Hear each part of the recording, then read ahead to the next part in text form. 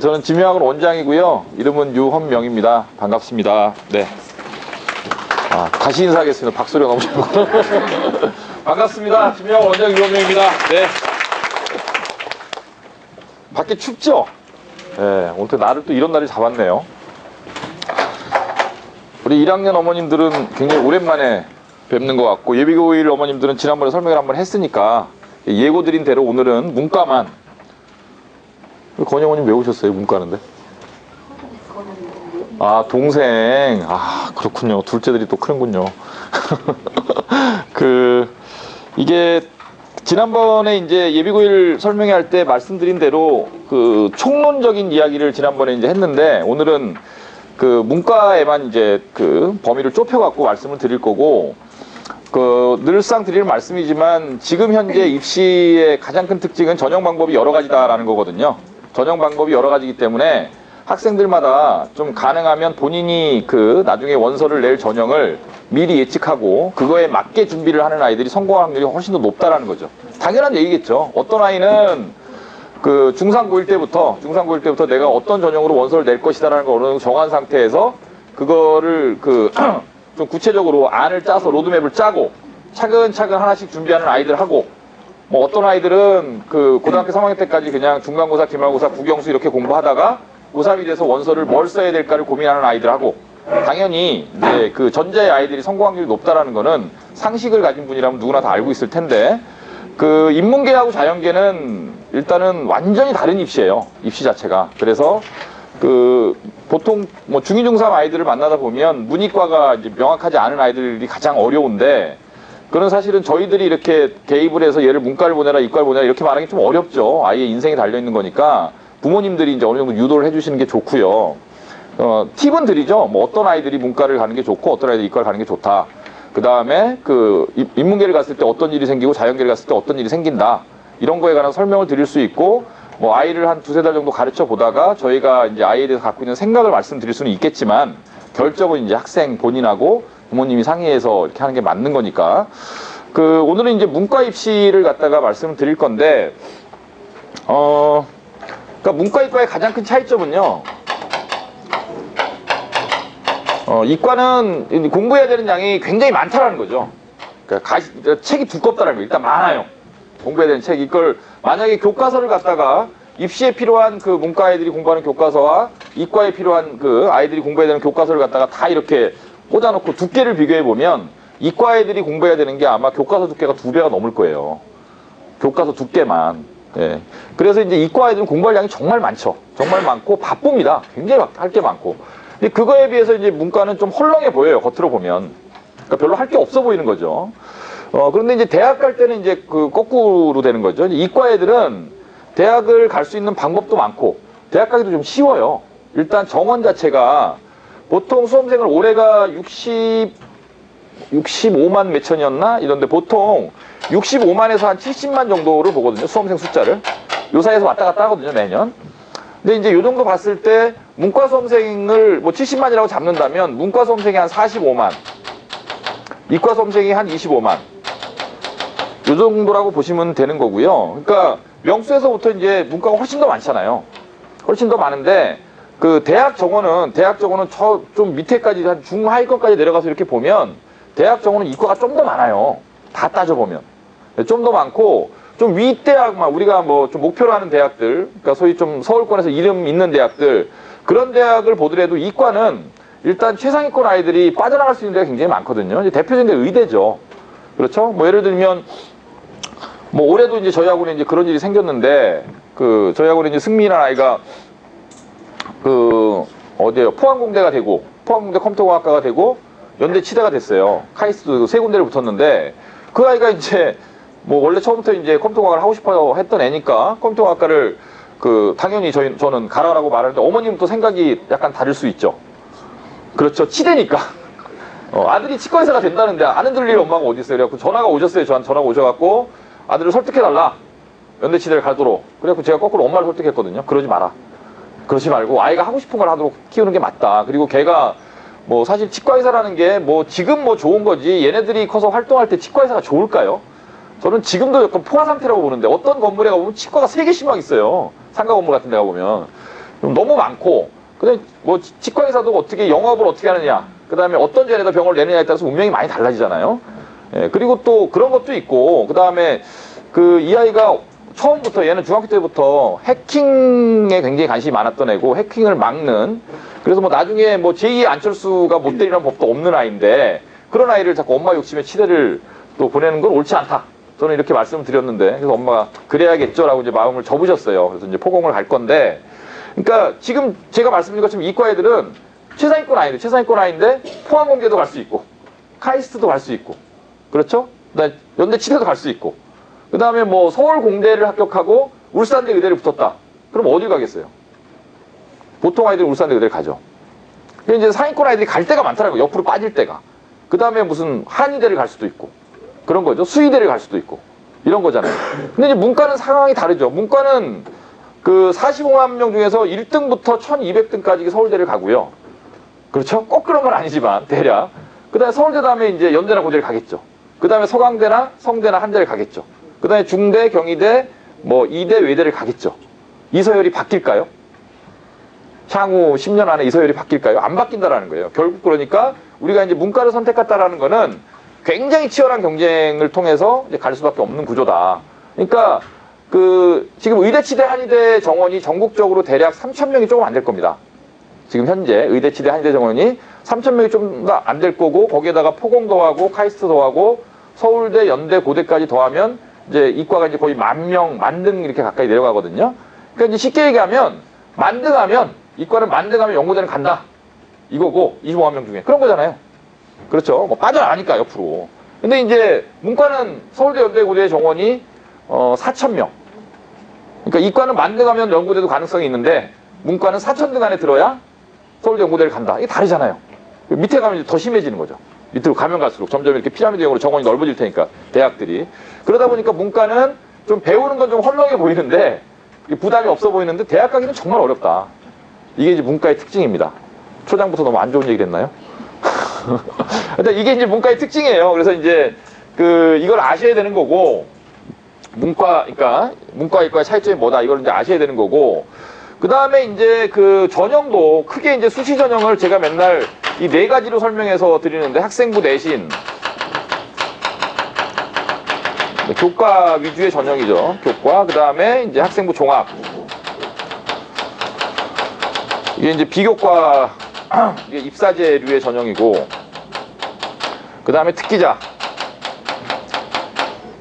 그 다음에 이제 논술, 이렇게 돼 있고, 이제 정시, 수능. 이게 이제 우리나라의 지금 입시제도를 크게 5가지 전형으로 분류하면 이렇게 되는 겁니다. 근데 이제 문과는 여기 정원도 꽤 돼요.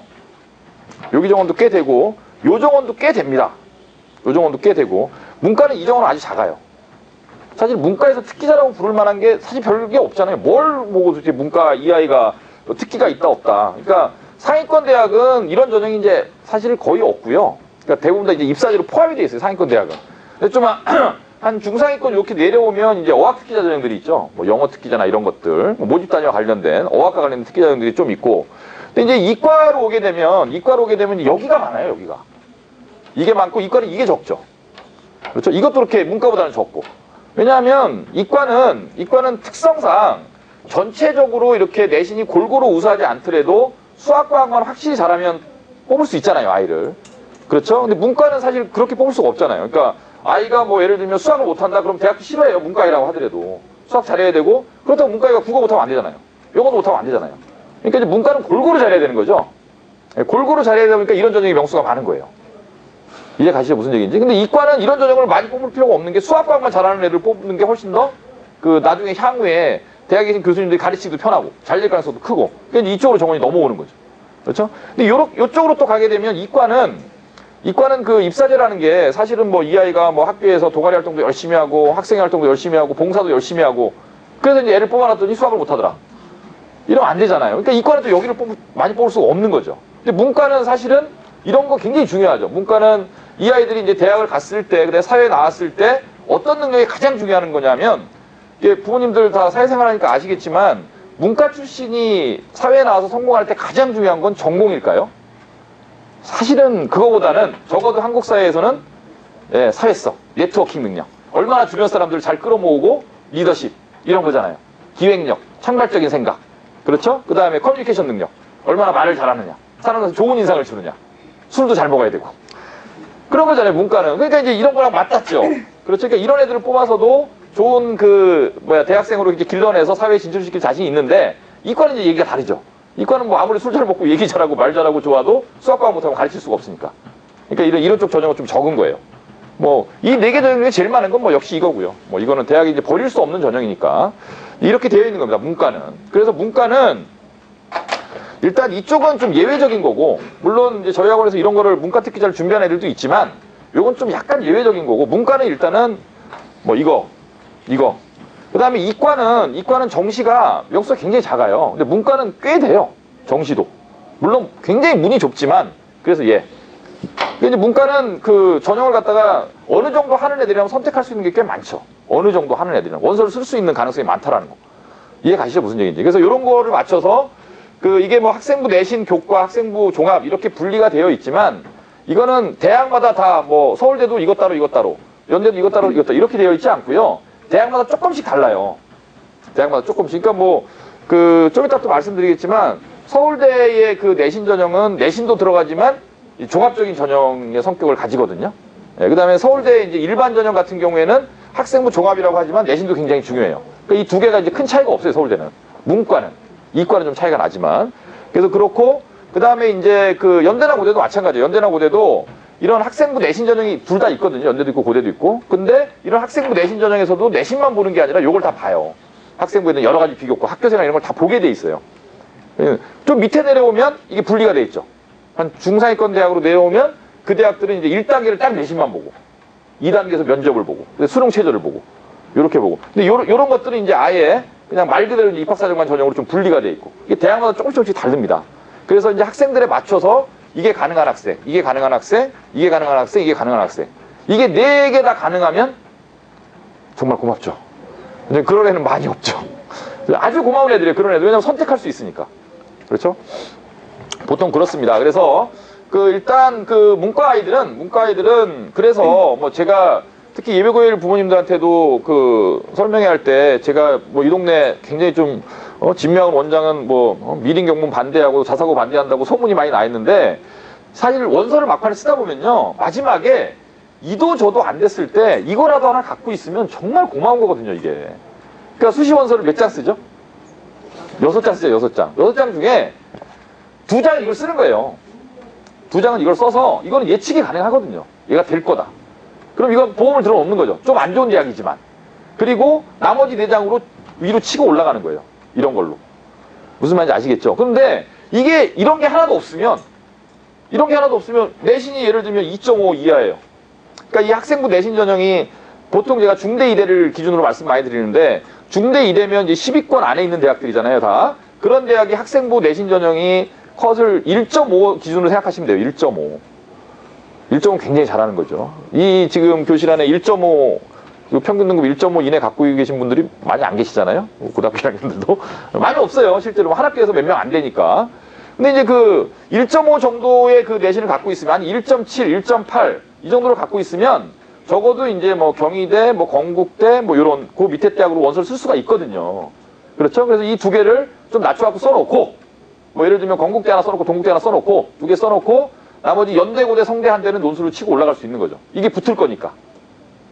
무슨 말인지 이해 가시죠? 근데 이제 이게 안 돼버리면, 예를 들면 일반고 가서 뭐 미안한 얘기지만 단국이나 뭐 성보나 난강이나 삼성이나 인원이나 이런 데를 가서 1점대 내신을 받을 수 있는 아이가 뭐 미림이나 경문을 가서 2.5, 3.5 이렇게 받아버리면 이게 없단 말이에요, 이거는.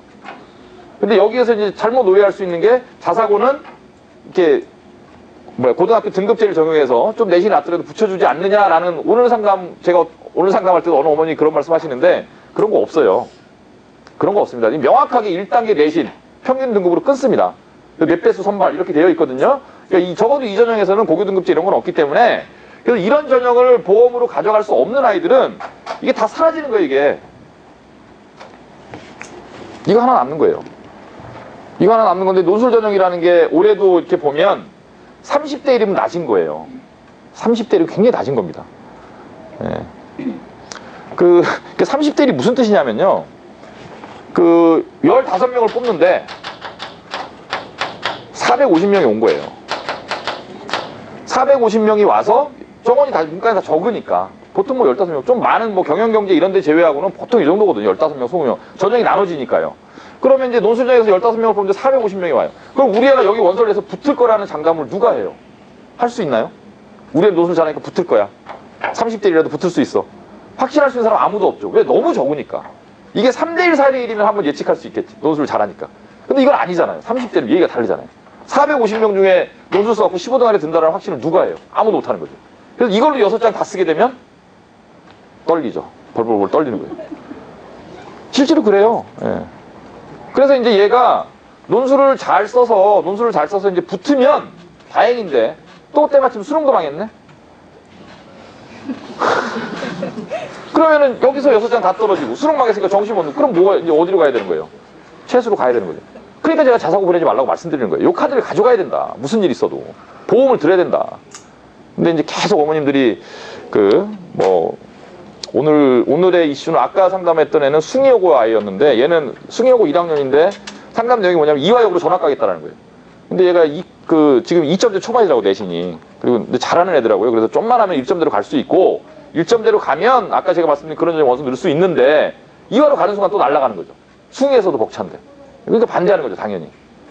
그런 거예요. 그러니까 원서를 쓰는 사람은 항상 마지막에 생기는 일을 머릿속에 항상 그리고 가거든요. 마지막에 얘한테 무슨 일이 생길까. 이런 거거든요. 올해 수능이 어려웠죠. 예, 올해 수학은 뭐 매년 어려웠지만 올해 그 이과 수학 어려웠고 올해는 특별히 또 영어가 어려웠어요. 영어가 오니까 애들이 박살이 났습니다. 재학생들이. 저희 아이들도 뭐 영어 지금 뭐 엄청나게 못 봤어요. 평상시에 봤던 등급보다 뭐 더 나오는 애는 당연히 없고요. 한두 등급 정도 다 떨어졌거든요. 이게 무슨 뜻이냐 하면 시험이 적정한 난이도를 갖고 나와주면 평상시에 모의고사에서 나오던 대로 나와요. 그럼 저희는 원서를 쓸 때 모의고사에서 나오던 대로 원서를 쓸 거잖아요. 그것보다 뭐 조금 낮추거나 조금 올리거나 이 정도로 쓸 텐데 시험이 원래 이제 모의고사 출제되는 것보다 이제 훨씬 어려워 보이면 재수생들은 좀 덜 흔들리고요. 재학생들은 그냥 어마어마하게 흔들려버려요. 좀만 어려우면. 애들이 정신을 못 차리는 거예요. 왜? 공부량이 얇으니까. 그래서 올해 시험은 뭐 매년 그렇지만 올해 시험은 특히 영어라는 과목 때문에 수학 때문에 그 재수생들이 훨씬 유리한 수능이었어요. 올해는.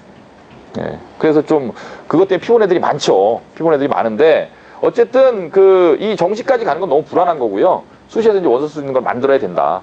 요 얘기입니다. 요 얘기고 이게 이제 전체적인 개요고 지금 오늘 말씀드린 것 중에 가장 중요한 게 이제 입시 개편안 얘기입니다. 좀 시끄러웠죠? 최근 몇 달 동안에. 오늘 그것 때문에 또 오신 분들도 많이 계시죠? 뭐가 바뀌었다니 도대체 뭐가 바뀐 거냐? 자, 입시 개편안이라고 언론에서 떠들어댄 거를 제가 예를 몇 가지 들어드릴게요. 자, 수능 강화. 이게 이제 수능 강화가 무슨 뜻이냐 하면 정시 비중 확대.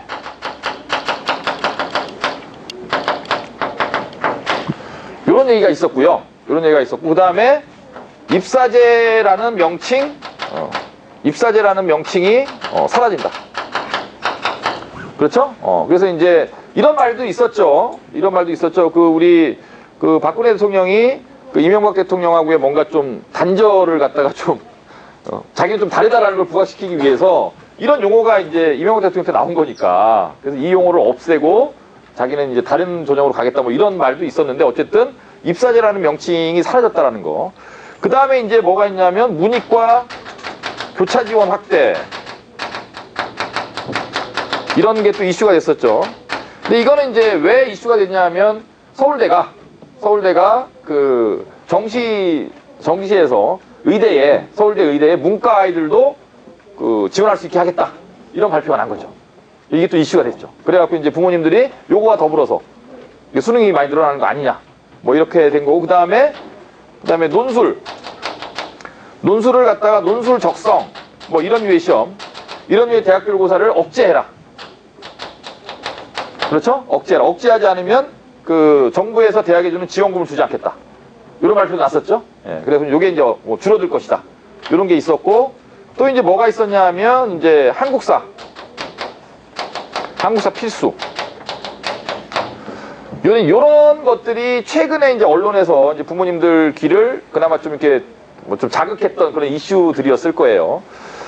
자, 이제 하나씩 정리를 해봅시다. 하나씩 정리를 해보시면, 자, 대학들이 이제 서울대 연대고대가 발표를 했어요. 내년 입시안을. 발표를 했는데, 그게, 죄송합니다. 이게 있었구나. 수시, 전형 개수 축소. 너무 많다! 복잡하니까 줄여라! 단순화해라. 이런 게 있었죠, 참. 예. 자, 그래서 이제 서울대 연대고대가 발표를 했어요. 발표한 결과가 어떻게 됐느냐. 서울대가 몇 프로를 늘렸냐 하면, 여기 자료집에 있는데, 제가 페이지를 찾아서 말씀드릴게요. 20페이지입니다, 20페이지. 자료집 20페이지에 보시면, 자, 서울대가 정시선발 인원을 몇 프로 늘렸다고 돼 있죠? 네. 뭐 부모님들 중에서는 우리 애는 서울대랑 관련 없는데 자꾸 서울대 얘기를 하지 마세요. 이런 분도 계실 수 있는데, 자, 서울대가 먼저 발표를 하고요. 그 다음에 연대고대가 발표를 하고, 그 다음에 나머지 대학들이 발표를 하는 거예요. 그래서 서울대 안이 그래서 중요한 겁니다. 이게 나머지 대학이 미치는 파급 효과가 크기 때문에. 서울대가 거의 80%를 수시에서 뽑던 걸 일부 줄였죠. 일부 줄여갖고 정시를 7.2%를 증가시켜서 24.6%를 정시에서 선발한다. 그 얘기는 수시에서 75.6%를 선발한다는 얘기죠. 그렇죠? 정시 비중 확대 느낌이 오세요? 아, 정말 정시 비중이 확대됐구나. 이런 느낌 오세요? 안 오죠? 그렇죠? 안 옵니다. 예, 안 오고. 자, 서울대가 또 뭘 바꿨냐면, 서울대가 정시에서 1단계를 수능으로 봤었고요. 1단계 수능으로 2.5배수 3배수를 선발하고, 그 다음 2단계에서 수능 플러스 논술 플러스 내신으로 뽑았었거든요. 근데 그걸 수능 100%로 바꿨어요. 그러니까 이제 뭐가 바뀌었냐면, 1단계 수능, 2단계 수능 플러스 논술 플러스 그 다음에 내신. 요게 서울대 아니었는데 요거를 갖다 없앤 거예요. 요걸 없앤 거. 이걸 갖다가 이제 그 수능 강화라고 얘기를 하는데, 1단계에서 아까 말한 2에서 3배수를 뽑습니다. 1단계에서. 그러면 서울대 1단계를 통과할 정도의 문과 아이들이면 몇 개쯤 틀릴까요? 전 과목에서. 네. 4개, 5개? 안 좋은 과가. 이런 거거든요. 그러니까 어차피 그 정도 1단계를 통과하는 애들이에요, 얘네들이. 무슨 말인지 아시겠죠? 그러니까 지금 뭐 이런 걸 보고 이제 수능 강화라고 말하는 건 좀 웃긴다는 거죠. 그렇죠? 어차피 통과해서 수능을 갖다가 이제 가져가면서 여기다 내신 조금. 근데 사실 논술 시험 문제 정시 문제 워낙 어렵기 때문에 서울대 논술 문제가. 그래서 이제 이런 걸 보고 이제 수능 강화라고 볼 수 있느냐? 사실 볼 수 없죠. 너무 미묘한 차이기 때문에 큰 차이가 안 난다라는 거고요. 무슨 말인지 이해 가시죠? 네. 그 다음에 서울대가 이제 그 논술이나 이런 전형을 좀 줄여달라라고 이제 교과부에서 대학들이 요구를 하니까 서울대는 이제 국책대가니까 당연히 없앴죠. 논술 없앴는데, 자, 생각해보세요. 수시 원서를 6장을 쓸 수 있는데 정말 잘하는 애가 서울대 하나 쓸까요? 어디 쓸까요? 서울대 말고. 6장 썼으니까 서울대, 연대, 고대, 서강대, 성대, 한대까지 무조건 쓰겠죠. 그렇죠? 근데 연대, 고대, 서강대, 성대, 한대는 논술을 안 했었거든요. 그럼 얘는 논술 안 해도 되나요? 그러니까 의미가 없다는 얘기예요. 제 얘기는. 예. 왜냐하면 서울대가 없앴다고 논술 안 할 수 있는 6장을 원서를 쓰는데, 그렇죠? 안 할 수가 없기 때문에 논술은 이제 계속 한다라는 거고. 그렇죠? 그 다음에 이제 그 입사제 명칭인데, 이거를 갖다가 이제 이름을 뭘로 바꿨냐 하면 학생부 종합이라고 바꿨습니다. 학생부 종합. 근데 이제 그 학생부 종합을 갖다가 어떻게 뽑을 거냐에 대해서 대학들이 이제 계속 그 발표를 해내고 있는데, 입사제랑 그 거의 싱크로율이 99.9%예요. 하나도 안 달라요. 똑같습니다. 옛날 명칭만, 이름만 학생부 종합으로 바뀐 거지. 근데 이제 문이과 교차 지원 학대인데, 자, 아까도 제가 말씀드렸지만, 이런 그 머리 기사가 이게 이제 신문에 이제 그 헤드라인으로 뜰 때는 그 서울대 문과 애들한테 그 서울대 의대가 문호를 개방하겠다 이거거든요. 근데 그런 애들이 몇 명이에요, 우리나라에? 생각해보세요. 몇 명쯤 될까요? 많으면 한 10명에서 20명 사이일 거예요. 그렇게 해서 문과 아이가 서울대 의대를 지원하는 애가. 예. 그러니까 그거를 정말 70만 수험생이 있는데 무슨 사람 약 올리는 것도 아니고 수능 다 맞는 문과 애들이 나 이과도 의대도 갈 수 있는데 이런 기회가 한 번 생겼다고 해서 이거를 문이과 교차 지원 학교라고 부를 수 있느냐? 이것도 이제 우리하고는 사실 별로 상관이 없는 얘기라는 거죠. 제 얘기는. 그렇죠? 예. 그래서 이제 논술 적성도 지금 말씀드린 대로 자, 그 22페이지에 보시면 22페이지에 보시면 연대 이게 안이 발표가 된 겁니다. 연대 안이 발표가 됐는데 연대는 이제 서울대처럼 자세하게 발표 안 했고 그 개요만 발표했거든요. 현재 좀 있으면 자세하게 나올 텐데 개요로 발표했는데 논술을 그 833명에서 750명으로 줄였습니다. 예, 그래서 그 줄어든 거를 국제개요로 늘렸어요. 이게 이제 특기자죠. 일종의 입사제 플러스 특기자 이 중간 정도에 있는 그런 그 전형인데 요거의 인원을 한 80명을 늘렸죠. 그렇죠? 그러니까 논술에서 조금 줄인 걸 그 수시의 다른 형태인 특기자 형태의 전형으로 정원을 약간 넘겼다. 요거예요. 요건 거고.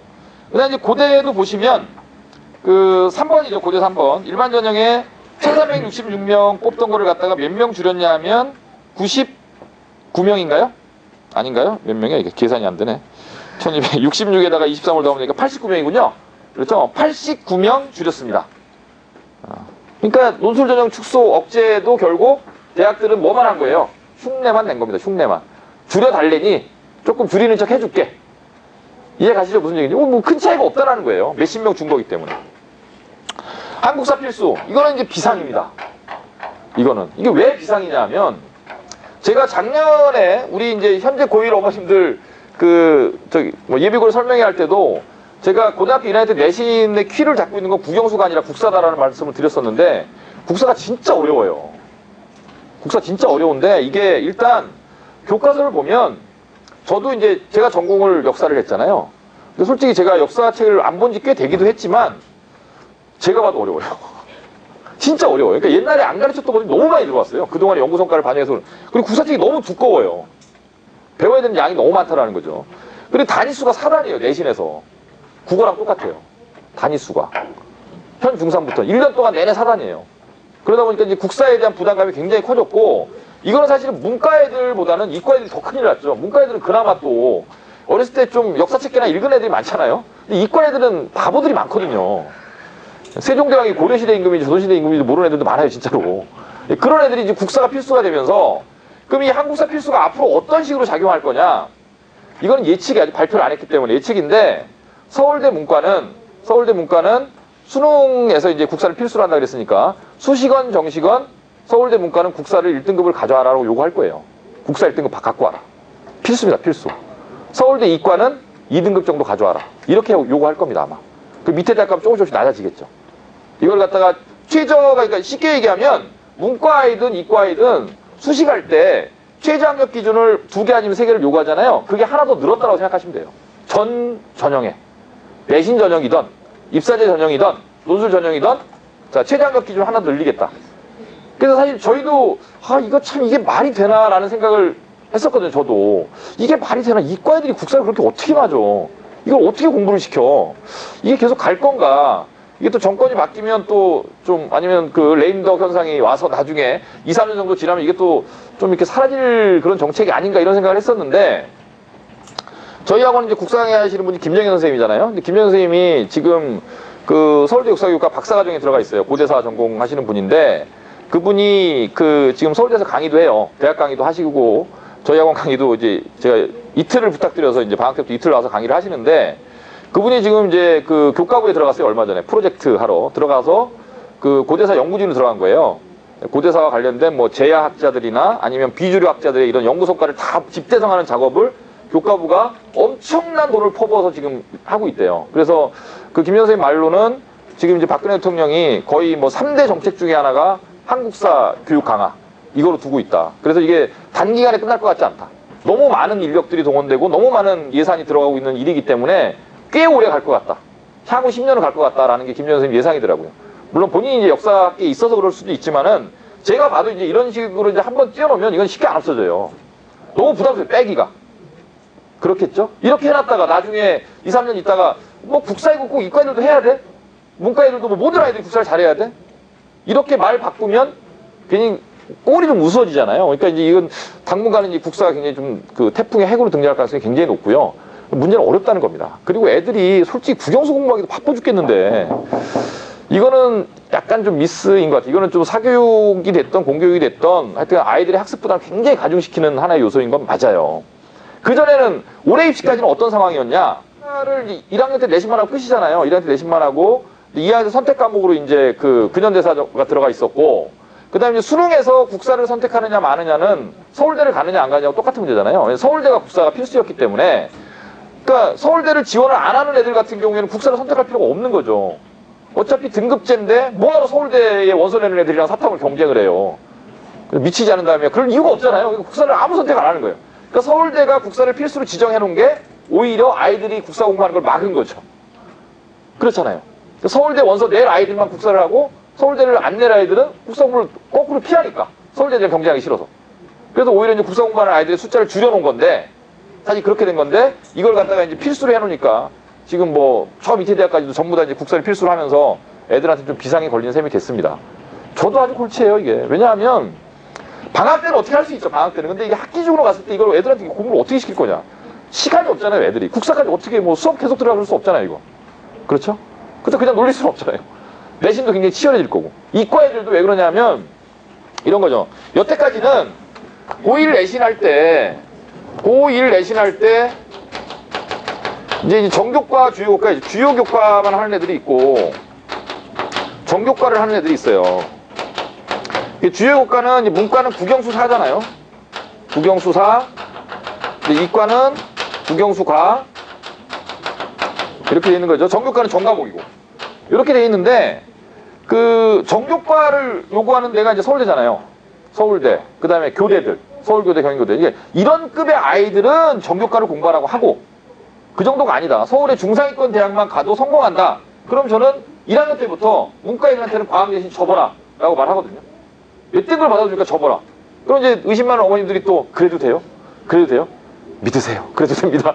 이게 과학 버려라. 이과 애들은 거꾸로였죠. 이과 애들은 이 아이가 송대 한 대까지도 이과가 사회내신, 국사내신을 하나도 반영하지 않기 때문에 이과 할 게 확실하고, 그 성균관대, 한양대, 고대도 마찬가지예요. 고대까지도. 그 정도만 가면 정말 맥시멈으로 가는 애다. 잘 가는 애다. 그러려면 제가 1학년 때부터 너 사회내신 접어, 국사내신 접어라고 말을 했거든요. 애들이 이미, 그러니까 입시 요강을 아는 사람들은 다 알잖아요, 이거를.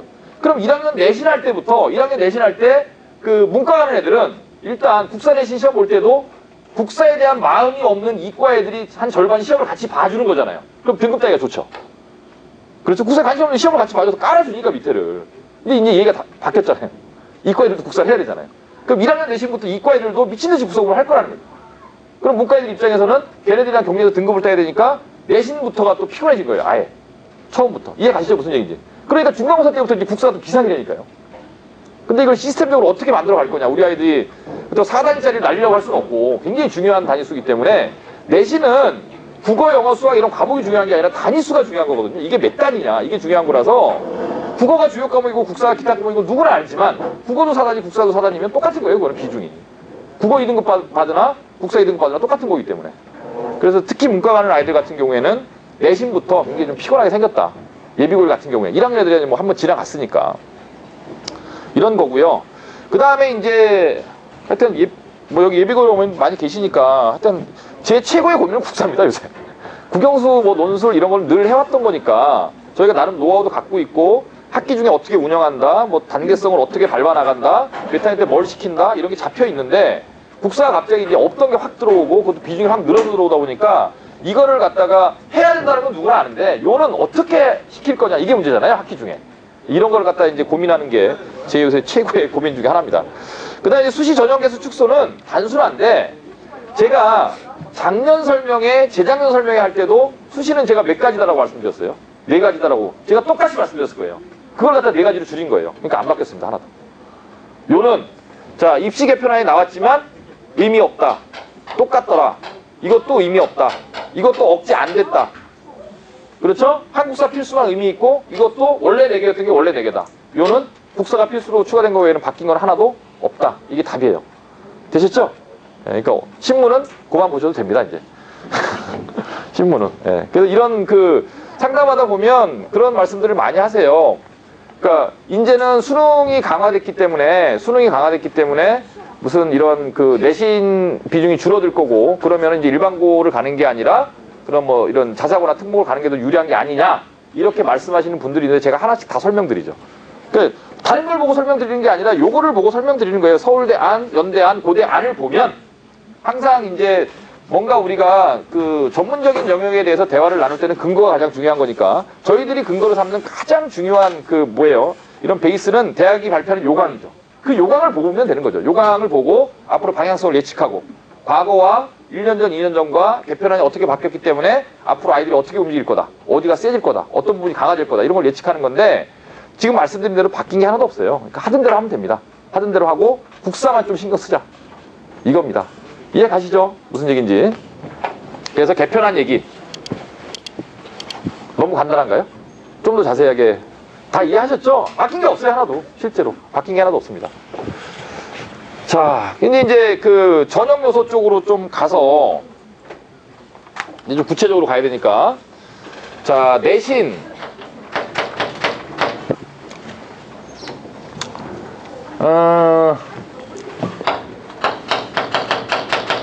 제가 아까 이제 이 말씀 드렸는데 이게 이제 고등학교 2학년이 되면 이런 것도 사실은 좀 의미가 없어지는 게 고등학교 2학년 때 문과 아이들이 배우는 과목은 고2 때 문과 아이들이 배우는 과목은 대부분이 국어, 영어, 수학, 사회밖에 없어요. 다른 걸 안 배워요, 학교에서. 그러니까 이제 고2 때부터는 그냥 다 하면 돼요. 이해 가시죠? 무슨 얘기지? 뭐 다른 것들이 좀 있는데 뭐 무슨 한문이 들어가는 데도 있고 그 다음에 뭐 그냥 좀 선생님이 교사 수급이 학교마다 다르기 때문에 어떤 학교는 뭐 그 전혀 의미 없는 뭐 생물원, 생명과학 이게 문과 애들도 배우고 막 이러는데 그런 예외적인 경우를 제외하고는 대부분의 아이들이 이제 국영수사를 배우게 되거든요. 근데 이제 그 이 정교과를 준비하는 아이들은 저희 학원에서도 정교과를 준비하는 제가 계속 이제 전교과를 준비해라. 현재 1학년, 오늘 이제 그 고1하고 중3이니까 현재 저희 학원 고1 아이들 중에서 전교과를 준비해라 라고 내신을 전과목을 해라 라고 말하는 학생은 5명 정도입니다. 그러니까 저희 학원 고1이 그 100명은 안 되고 지금 한 7, 80명 이 정도까지 되나? 그러니까 토탈 케어를 받는 아이들, 저희가 전체적으로 관리하는 아이들 그 정도 명수가 되는데 그 중에 5명이에요. 근데 그 5명도 사실 끝까지 갈 수 있을지 없을지 해봐야 하는 거예요. 현재까지 괜찮으니까 하라는 거예요. 현재까지 괜찮으니까. 그런데 이걸 갖다가 이제 나중에 갔을 때는 제가 얘가 내신 떨어진다 그러면 제가 버리라고 할 거거든요. 이거 버리자 우리. 주요교과만 하자 이렇게 할 건데 뭐 이 얘기를 왜 말씀드리냐면 내신을 바라보는 우리의 관점은 일단 그 서울대, 연대 급 요 정도 급을 갈 아이들, 그 다음에 교대 요 정도 급을 갈 아이들만 정교과를 바라보고 여기를 우리 아이가 과연 이런 데를 갈 수 있을까? 고대 가면 성공이다. 성대, 뭐 한대 밑으로 다죠. 이 정도 가면 성공이다 라고 이렇게 판단을 한다면 과감하게 버려야 돼요. 고1 때 뭐를? 과학을. 무슨 말인지 아시겠죠? 예비고일 어머님도 계시니까 과감하게 버려야 됩니다. 근데 그거를 못 버리고 가져가면 과학이란 거 만만하지 않아요. 내신 따기도 쉽지 않고요. 내용도 어렵습니다. 그러니까 그런 미련을 좀 과감하게 버리시고 좀 그런가요? 그래도 혹시 모르니까 우리 아이가 갑자기 조상의 음덕을 입어 갑자기 서울대권으로 비약할 수도 있으니까 그런 일은 사실 잘 안 생겨요. 워낙 이게 진짜 이 문과는요 서울대 연대고대 가는 애들은 신이 내는 애들이에요 진짜로. 예? 실제로 그렇습니다. 문과는 뭐 이과는 좀 얘기가 다르지만 문과 애가 서울대 연대 고대 이 정도 간다라는 건 정말 신이 내는 애들이에요. 전국에서 3,000등이에요. 3,000등. 뭘로 들든 3,000등 안에 드는 45만 명 중에 45만 3,000 150분의 1 0.6 몇 프로. 진짜로 그래요. 물론 3,000명이 조금 넘어요. 3,000명이 좀 넘는데 3,000 몇백인데 대략 3,000 잡고 그러니까 정말 문과에서 서울대 연고대 가는 거는 정말 쉬운 일이 아닙니다. 그래서 어쨌든 내신을 바라보는 입장은 이렇다. 이렇게 바라봐야 된다. 라는 거고 아까도 제가 말씀드렸지만 대학을 이제 어디까지 생각하느냐가 굉장히 중요한데요. 어디까지 생각하느냐. 자, 문과는 딱 서열이 정해져 있어요. 서울대, 연대, 고대, 서강대, 성대, 한대, 중대, 경희대, 외대, 이대, 시립대, 건국대, 동국대, 더 쓸까요? 어디 뭐 단국대, 홍익대 둘, 넷, 여섯, 여덟, 열, 5개. 15위권. 네. 자, 아까도 말씀드렸지만 요 정도 선이면 뭐 이건 뭐 1.1에서 1.2까지 가는 경우도 있지만 이런 일은 잘 안 생기고, 요 정도 선까지 내려오면 한 1.5, 요 정도 선까지 내려오면 한 1.7에서 1.8. 이해 가시죠? 요거예요, 요겁니다, 문과는. 이렇게 돼 있는 거예요. 그 이제 고등학교 1학년 어머니들은 판단을 하셔야 되는 거예요, 이제. 여기까지 늘 수 있느냐 없느냐. 여기까지 늘 수 있으면 내신 밀자. 여기까지 만약에 이 안에 우리 아이가 들어가기 좀 어렵다라고 판단이 된다. 그렇죠? 뭐. 그러니까 지금 뭐 예를 들면 3점대가 넘어갔다. 현실적으로 좀 어렵죠. 2점대 중반이다. 해볼만 해요. 2점대 중반이요. 왜 해볼만 하냐면 2학년에 올라가면 잘하는 애들이 이과로 쫙 빠져나가죠. 문과는 좀 못하는 애들이 오잖아요. 그러니까 2학년 대신 1학년 대신가 좀 상황이 다르니까 해볼만 한 거지. 그러니까 2점대 중반까지는 버리지 말고. 근데 3점대를 넘어갔다. 그러면 내신 전형은 이제 슬슬 버릴 때가 된 거예요. 생각을 하셔야 돼요.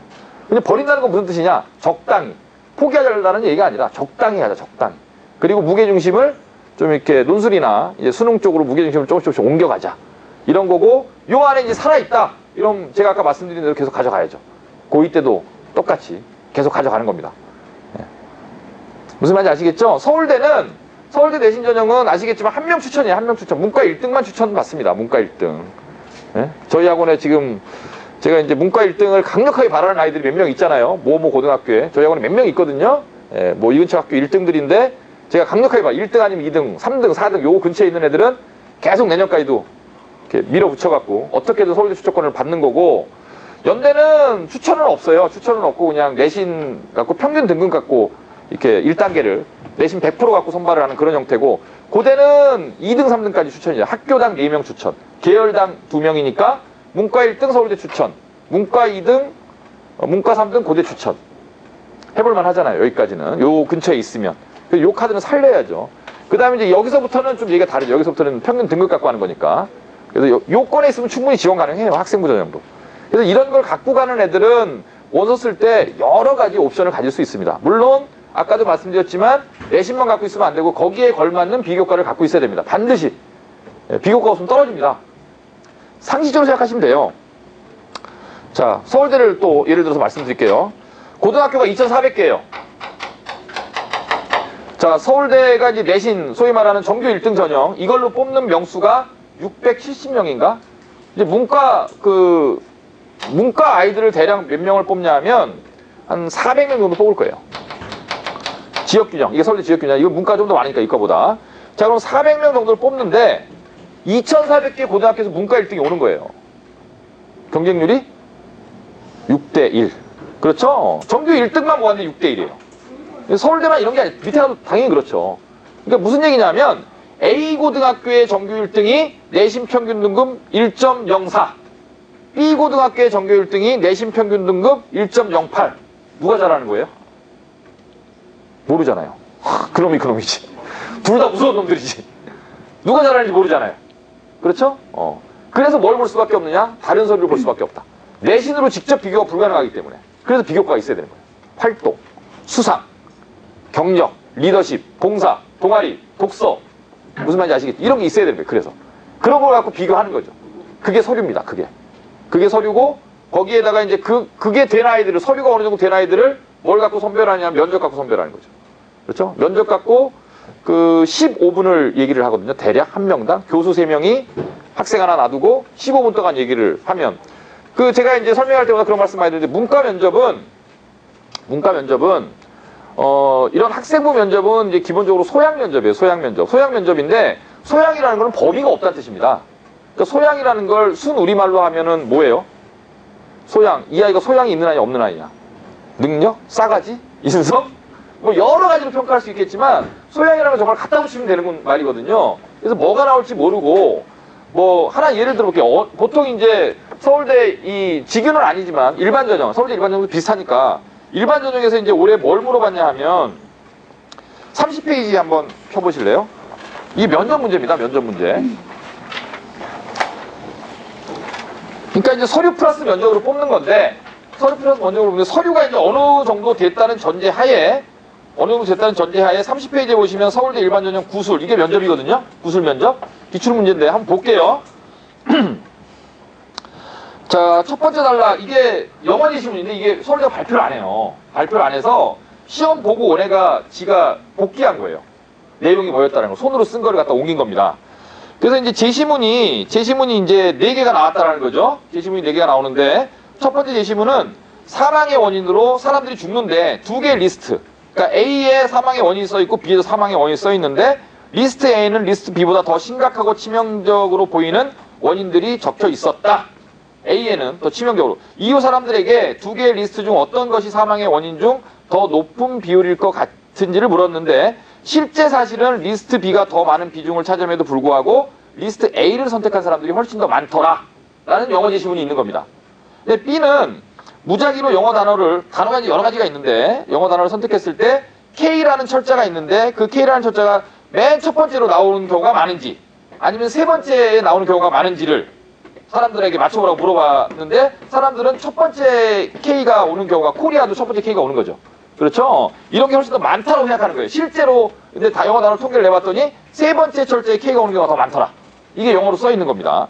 세 번째, 정신병자들에 대한 진단 기록과 그들이 그린 그림을 보여주고 실험자들에게 그 둘의 연관성을 찾으라고 했을 때 실험자들이 이게 기록 자체가 정신병자들에 대한 진단 기록이니까 그리고 그 사람들이 그린 그림이라는 걸 알고 있으니까 일반인이 그린 그림이라면 그렇게 안 했을 텐데 실험자들이 의심 많은 눈초리 이런 연관성을 많이 발견해내더라.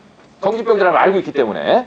근데 네 번째는 한 여성이 TV에 나와 자신이 에이즈에 걸렸는데 그 에이즈균을 자신에게 준 남자에게 복수하기 위해 많은 남성들과 성관계를 가졌다는 사실을 폭로하자 사람들이 그 방송을 보고 나서 에이즈의 감염 원인이 여성들의 위험하고 도발적인 행동 때문이다 라고 간주하기 시작했다. 무슨 말인지 아시겠죠? 이런 게 영어 제시문으로 나와 있는 거예요. 그럼 일단 이 문제를 풀려면 뭘 잘해야 되죠? 영어를 잘해야죠 일단. 이거 무슨 말인지 모르면 풀 수가 없으니까. 그럼 이제 시험 볼 때 어떻게 하느냐? 이게 논술 문제가 아니에요. 내용은 논술이죠, 완전히. 내용은 논술인데, 논술 문제가 아니라 먼저 줘요. 이걸 주고 애한테 시간을 줍니다. 준비할 시간을. 한 20분에서 30분 정도의 시간을 줘요, 대기실에서. 그 다음에 번호가 딱 몇 번 들어가자, 그러면 이걸 자기가 이제 읽고 내용을 파악한 상태에 들어가서 바로 그 면접 보시는 교수님 이걸 갖고 물어보는 거예요. 근데 얘가 이걸 독해를 못했으면 이제 할 말이 하나도 무슨 말인지 모르니까.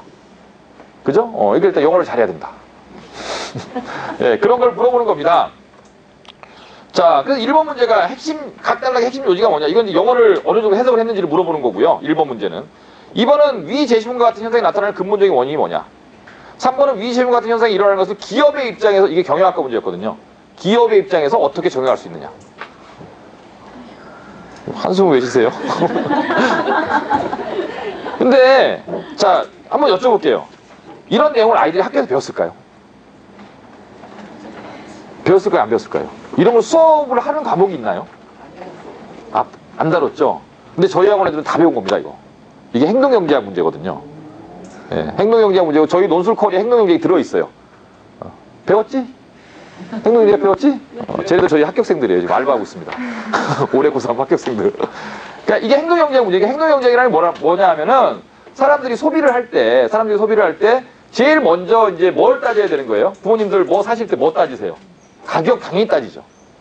그 다음에 뭐 원산지 따지실 거고, 양 따지실 거고, 이런 거 따지잖아요. 그래서 가장 합리적인 가격에 가장 양질의 제품을 구입하려고 하는 게 소비심리잖아요. 이게 합리적 소비죠. 경제학에서 배우는. 그죠? 최소 투자로 최대 효용을 얻는 게 합리적 소비죠. 그렇죠?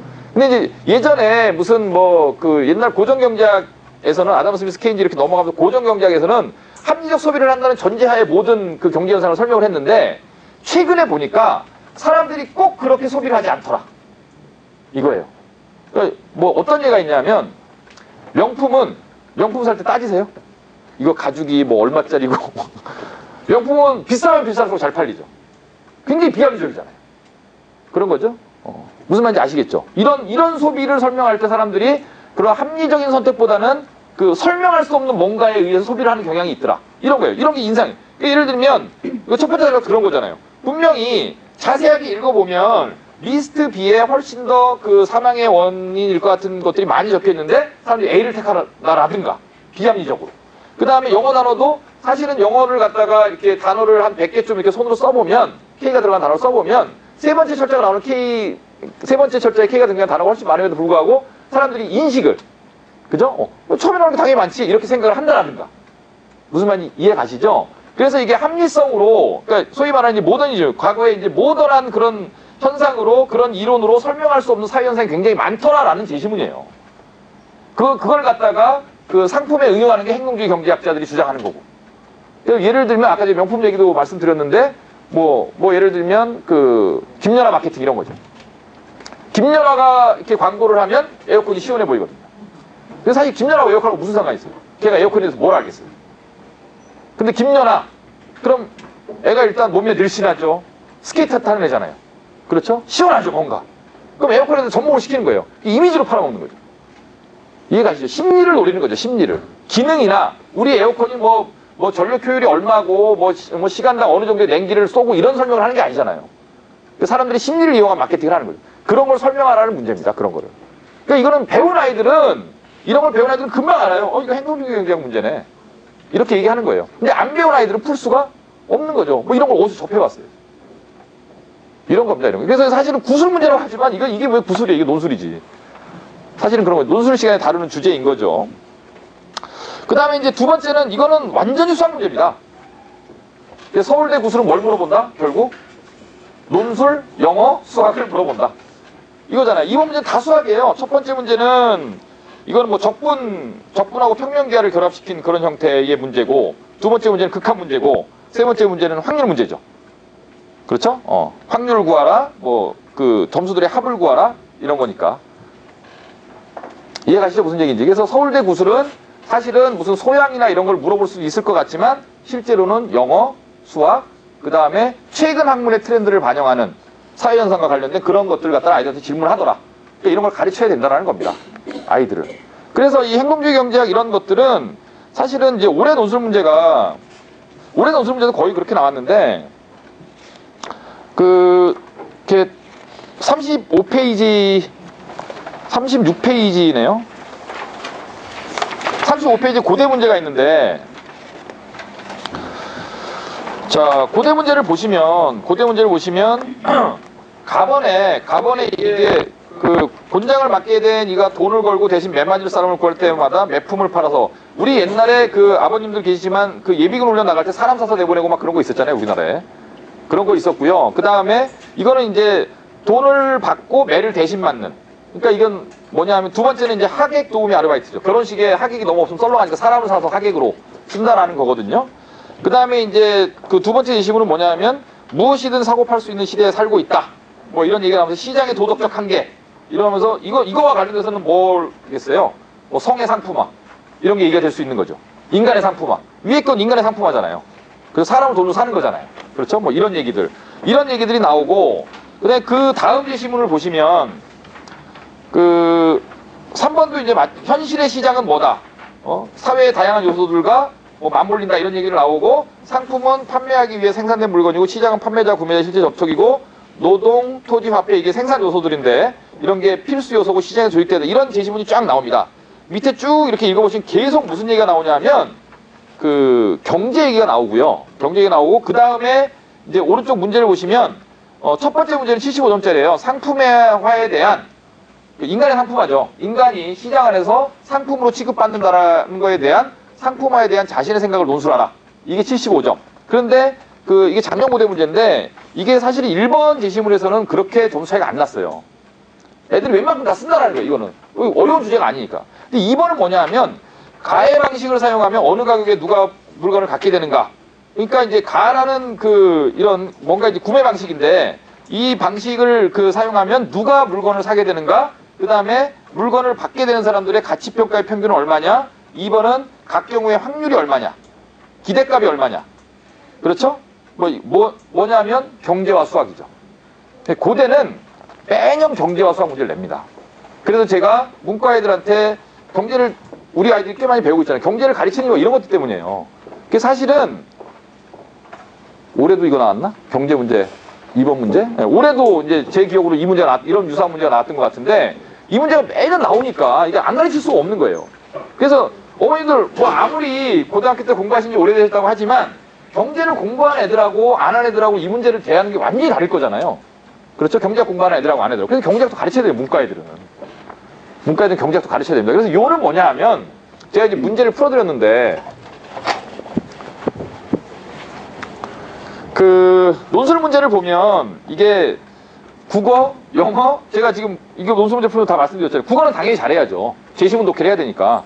비문학 독해니까요. 국어 잘해야 되고, 아까 제가 구슬 보려면 영어 잘해야 되고, 수학 문제 나오니까 수학 잘해야 되고, 그렇죠? 경제 잘해야 되고, 글 잘 써야 되고. 그러니까 문과는 정말 종합적 사고력인 거예요. 이걸 갖다가 뭐 영어 수학만 잘하면 대학 갈 수 있고 이런 게 아니다라는 거죠, 절대. 그 연대대 문제도 뭐 서울대하고 고대만 얘기하면 연대 섭섭할 테니까 연대 문제도 31페이지 보면 연대 문제가 있는데 그 이 문제 제가 그 처음 봤을 때 문제가 되게 쉽더라고요.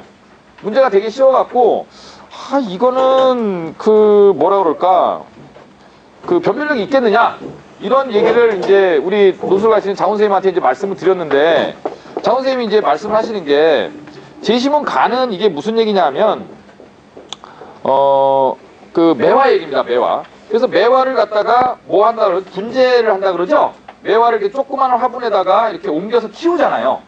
뭐 이런 거죠. 그러니까 그 원래 자연에 있던 매화를 갖다가 그 우리 집 거실 안으로 들여와서 거기다 가지치기를 해서 더 아름답게 만드는 거죠. 이런 이야기고 나는 이제 무량수전인데 무량수전이라는 것은 이제 우리나라 목조건축 중에서 가장 아름다운 건데 이게 왜 아름답냐 하면은 어떤 자연의 그 아름다움을 갖다가 자연스러움으로 이제 표시했다라는 거거든요. 그러니까 뭐 기둥을 갖다가 뭐 이런 형태로 그렇죠 만들었다라든가 뭐 천장을 어떻게 만들었다라든가 이런 그 사람들이 건축을 함에 있어서도 자연의 아름다움을 그 곡선의 아름다움을 갖고 왔다. 뭐 이런 얘기를 하고 있는 거고 그 다음에 이제 그 4번 제시문 같은 경우에는 르네상스 시대 궁정의 여성에게는 무엇보다 우아함이 요구되어 있는데 그렇죠 르네상스 시대 궁정 그 이제 절대 환경으로 가기 직전인데 이때 이제 여성들한테는 우아함이 필수적인 거였고 우아하다라는 게 뭐냐 하면은 가장 안 꾸민 듯한 아름다움을 우아함이라고 한 거죠. 그러니까 쉽게 얘기하면 뭐 어머님들 화장하실 때도 막 이렇게 화려하게 할 수도 있지만 한 듯 안 한 듯 이렇게 할 수도 있는 거잖아요. 그래서 그게 가장 안 꾸민 것처럼 꾸민 게 가장 아름다운 거다. 이런 얘기입니다, 이게. 그 다음에 이제 라에는 이제 다이아몬드 원석과 이제 물방울 다이아몬드가 나왔는데 다이아몬드 원석은 이제 손을 안 댄 거고 물방울 인간이 이제 여기다 가공을 한 거죠. 이런 거죠. 그래서 이제 이 제시문을 딱 읽으면 애들이 다 어떻게 쓰냐면 가는 자연미인데 이 자연미에다가 이제 사람이 약간 인간의 뭘 가미한 거. 자연미 플러스 인공미. 그 다음에 이제 나도 이제 비슷하죠. 이제 그 인공미지만 인간이 만든 건축물이니까 인공미지만 자연의 어떤 아름다움을 갖고 와서 가공한 거. 그러니까 이제 미적 관점에 관한 문제로 애들이 다 해석을 하거든요. 그래갖고 이제 다는 이제 이거는 그 완전한 인공미죠. 꾸미는 거니까. 화장하는 거니까. 그렇죠? 그래서 자연미 플러스 인공미, 그 다음에 인공미. 이런 식으로 가나다를 분석을 하는 거예요. 이래놓고 이제 답안을 쓰기 시작하거든요. 대부분의 아이들이 다 이렇게 쓰고 나와서 다 뭐라 그러냐면 요번에 노수 문제 진짜 쉬웠다. 쉽잖아요. 다 이해가 금방금방 가시잖아요. 제가 설명해드려도. 근데 이제 장훈 쌤한테 제가 물어봤어요. 이렇게 해갖고 이게 과연 변별력을 가지냐. 근데 장훈 쌤 얘기는 전혀 그렇지 않아. 그렇게 쓰면 다 떨어진다. 그걸 요구하는 게 아니다라는 거예요. 그걸 요구하는 게 아니라 뭐냐 하면 그러니까 가나다가 전부 다 이제 사람이 뭔가 개입을 한 건데 이 중에서 가장 자연스러운 아름다움이라고 보여지는 거는 다라는 거예요. 다. 왜냐하면 가나나는 자연에 원래 있던 거에다 인간이 뭔가 가공을 한 거잖아요. 그렇죠? 매화를 갖다가 꽂은 거잖아요. 근데 다는 뭐냐 하면 다는 원래 본능이라는 거죠. 여자가 남자한테 잘 보이기 위해서 자기를 꾸미는 건 본능이다라는 거예요. 그러니까 이거는 뭐 일종의 뭐 공작새가 그 암컷이 이제 굉장히 꼬리가 화려하잖아요.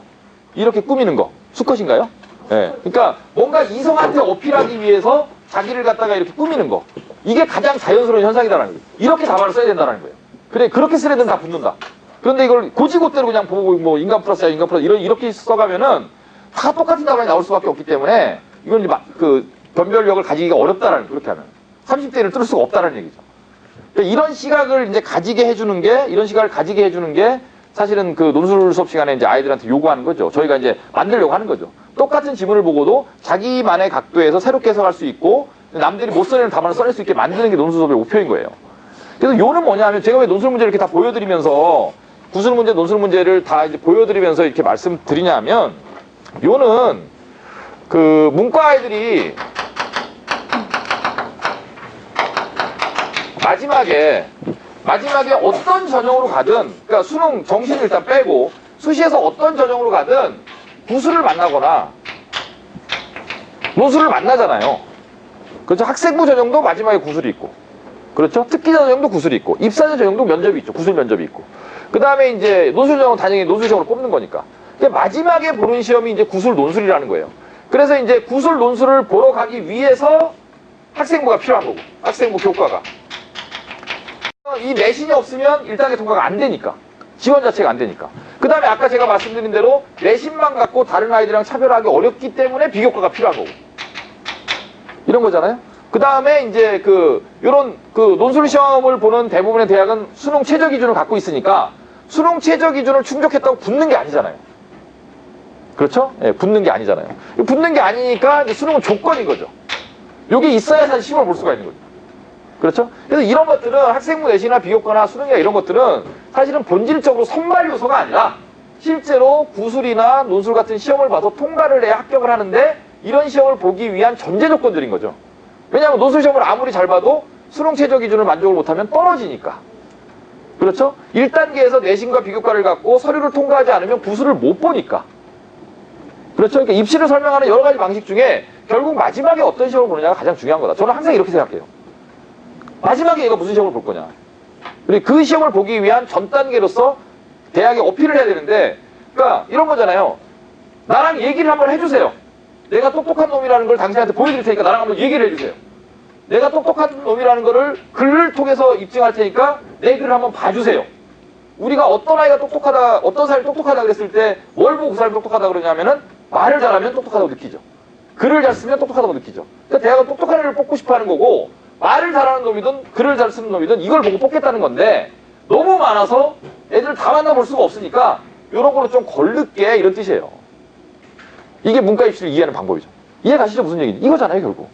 근데 마지막에 말을, 영어를 못해서 무슨 말인지 모르고, 그렇죠? 그 다음에 글을 갖다가 이제 천편일률적으로 남들이 쓰는 것처럼 써갖고 뭔가 이 답안에서 이 아이가 정말 똑똑한 아이라는 걸 드러내지 못하면 떨어지는 거잖아요.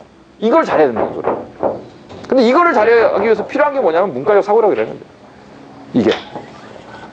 자, 이 말씀을 왜 드리냐면, 제가 이제 올해 1년 동안 이제 수업을 끌어오면서 참 가장 힘들었던 게 이런 거거든요. 이제 어떤 게 힘들었냐면, 예를 들면 저희가 국어의 달인반이라는 반이 있어요. 근데 영어는 이제 EM이라는 반이 있습니다. 잉글리시 마스터스라는 반인데, 이건 주로 이제 여태까지 탭스였죠. 탭스에다가 이제 뭐 명문, 뭐 수능, 뭐 이런 것들을 하는 반인데, 그 다음에 논술반이 있고, 그 다음에 무슨 경제반이 있고, 뭐 한국사도 있고, 뭐 있죠. 뭐 수학도 뭐 경시반이 있고, 1%반이 있고, 뭐 이런 고급반들이 있죠, 저희 학원에. 뭐 모든 아이들이 다 여기 들어가는 건 아니지만, 어쨌든, 자, 국어의 달인을 갖다가 이제 하면서 저희가 그 수능 국어만 하는 게 아니고요. 수능 국어에다가 그 국어 능력 인증 시험이라는 걸 가르치거든요, 아이들한테 책을. 근데 이제 그 책을 왜 가르치냐면, 얘네들이 국어의 달인반 애들이 거의 다 지금 상급을 땄어요. 국어 능력 인증 상급을 땄는데, 그 상급 달라고 사실은 가르치는 게 아니거든요. 그 과정이 중요한 거예요, 과정이. 그 다음에 이것도 마찬가지인데, 이게 이제 탭스를 하지만, 사실 탭스 수업을 하다 보면, 저도 이제 제가 이반 수업을 하는데, 이 수업을 하다 보면, 지문에 나오는 여러 가지 사회 현상들이 있어요. 탭스 지문은 뭐 별별 게 다 나오거든요. 뭐 역사, 철학, 종교, 예술, 그다음에 무슨 회사, 기업, 반도체 뭐 별별 게 다 나오거든요. 이제 그런 것들 갖고 영어라는 주제를 갖고 탭스라는 객관식 문제를 갖고 아이들이랑 대화를 나누는 거예요. 대화를 나누는 거고, 논술도 마찬가지. 논술은 교과하고 전혀 상관없죠. 학교 내신 수능하고 상관없는. 그리고 뭐 경제나 이거 학교에서 안 배우잖아요. 고1 때는. 그다음에 국사도 뭐 1학년 애들은 내신, 현재 고1 내신만 하고 지나간 거니까. 그러니까 무슨 말씀 드리고 싶냐면, 수업이라는 게 부모님들 입장에서 봤을 때는 이거 몇 달 들으면 국어 능력 상급 따냐? 아니면 이거 6개월 들으면 탭스 몇 점 만들어 줄 거냐? 이렇게 접근하는 거예요. 그 다음에 뭐 논술도 이렇게 말씀하시는 거죠. 몇 개월 과정이냐? 뭐 나중에 하면 안 되냐? 나중에 하면 상관없죠. 안 해도 상관없고. 예, 걔가 뭐 무조건 떨어진다는 그런 없는 거죠. 한다고 무조건 붙는 것도 아닌 것처럼. 그 다음에 이제 경제 수업도 꼭 해야 되냐? 이렇게 물어보는. 근데 저희가 이걸 갖다 애들은 다 시키라고 그러지 않거든요, 절대. 그러니까 좀 섭섭하실 수도 있는데 할 수 있는 애들만 하라 그래요. 아주 냉정하게. 그러니까 제가 저희 학원 다니는 여기 부모님들 많지만 제가 뭐 아무나한테나 전부 다 뭐 경제 수업 들으라고 하지 않잖아요. 몇 명만 너는 좀 한번 해봐라. 이렇게 접근하는 거거든요. 근데 아까 보신 것처럼 고대 논술 문제 그런 게 나오잖아요. 그렇죠? 그 문제가 그런 형태의 문제가 뭐 고대 내년에 뭐 연대에서 나올 수도 있는 거고. 제가 아까 뭐 서울대 문제 행동주의 경제학 말씀드렸잖아요. 그렇죠? 그러니까 이런 문제들이 그 소위 문과 아이들이 그 알아야 되는 기본적인 배경 지식과 더불어서 문과 애들이 정치 알아야죠. 정치학의 기본 알아야죠. 법학의 기본 알아야 됩니다. 경제학 알아야 되고요. 역사 알아야죠. 철학 알아야죠. 당연히 뭐 다 알아야 되는 거예요, 문과 아이들은. 그래서 이런 고급스러운 이런 학문 분야를 접하면서 그 안에서 그거를 국어로도 배우고, 영어로도 배우고, 경제에서도 배우고, 역사에도 배우고 하면서 종합적으로 아이들의 문과적 사고력이 커가는 거죠. 근데 학원에서 이런 수업을 구현하기가 정말 어렵죠. 이해가시죠? 무슨 얘기인지. 왜냐하면 딱 만져지지 않잖아요. 우리는 뭐 아까 제가 합리적 소비를 말씀드렸지만 부모님들 입장에서는 그래서 원장님 다 좋은데 그래서 이게 논술 원접수들은 붙여줄 건데 뭐 이걸 원하는 거지. 이런 뭐 문과적 사고력이 어떻고 추상적인 얘기를 하면 잘 이해를 못한다는 거예요. 근데 실제로 학생을 가르친다는 건 그런 거다. 실제로 학생을 가르친다는 거는 이런 뭔가 개별 과목을 갖다 딱딱 이렇게 끊어갖고 이걸 하면 뭐가 된다, 이걸 하면 뭐가 된다, 뭐 밀가루를 얼마 넣고 이스트를 얼마 넣고 설탕을 얼마 넣으면 빵이 만들어진다. 이런 게 아니다라는 거죠. 아이의 지적 능력 자체를 키워야 되는 거고 그걸 위해서 수업이 필요한 거예요. 대화의 형식이 필요하니까. 컨텐츠가 필요하고. 이게 사실은 수업이거든요, 문과 애들은. 그래서 참 어려운 것 같습니다. 그래서. 이걸 이제 끌고 가는데 우리 아이들이 참 여기에서 이제 뭐 이런 수업들은 뭐 경제 수업 같은 건 사실은 제가 추천도 안 하지만 좀 한 2달 정도 아이들이 하다가 선생님 좀 못하겠어요. 너무 어려워요. 이렇게 얘기 나오거든요. 해봐라. 이렇게 얘기를 하면 또 한 달 더 도저히 못하겠어요. 그리고 바빠 항상. 내신 때문에 바쁘고 뭐 수학 숙제 때문에 뭐 죽겠는데 이걸 언제 듣고 앉아있어. 이런 것 때문에 바꾸고. 논술. 이거는 이제 보통 뭐 갖고 문제가 되냐면 중간고사, 기말고사를 딱 못 봐버리면 당장 전화가 오는 거죠. 아니 무슨 학교 내신도 못하는 애가 무슨 논술이냐. 근데 제가 아까 말씀드렸잖아요. 내신 전형으로 쓸 수 없는 아이는 원서를 다 논술 전형으로 써야 되는 거예요. 그럼 내신을 못하면 논술을 해야죠. 거꾸로인 거죠. 그리고 내신 잘하는 거하고 논술 잘하는 거는 달라요. 많이 다릅니다, 이거는. 그리고 수능 잘 보는 거하고 논술 잘 보는 거하고 달라요. 좀 달라요. 이거는 왜냐하면 평가의 형식이 다르기 때문에 이런 문제를 잘 푸는 아이들이 있고 그런 좀 뎁스가 얕은 그런 내신 객관식을 잘 푸는 아이가 있고 조금 더 내신보다는 깊은 사고력은 요하지만 그래도 객관식의 형태를 가진 수능 문제를 잘 푸는 아이들이 있고 이건 애들마다 조금씩 다른 거거든요.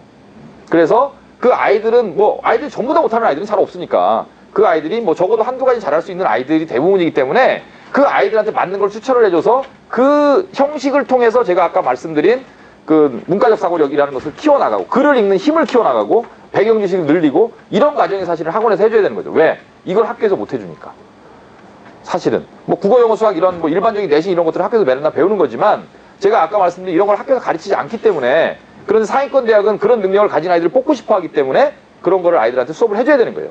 이런 형식을 통해서. 그래서 이제 문과에서 수업하시는 선생님들이 그 자기 전공은 조금씩 다르지만 저도 마찬가지예요. 제가 이제 전공을 역사를 했지만 제가 대학교 다닐 때 역사만 공부하지 않았거든요. 저는 역사보다 국제정치학이나 법학을 훨씬 더 수업을 많이 들었고 역사 공부도 했지만 그 다음에 이제 혼자서 이제 공부를 할 때는 철학식도 많이 받고 이제 그런 것들을 갖고 제가 갖고 있는 지적인 기반을 가지고 영어라는 형식을 갖고 애들이랑 대화를 하는 거거든요.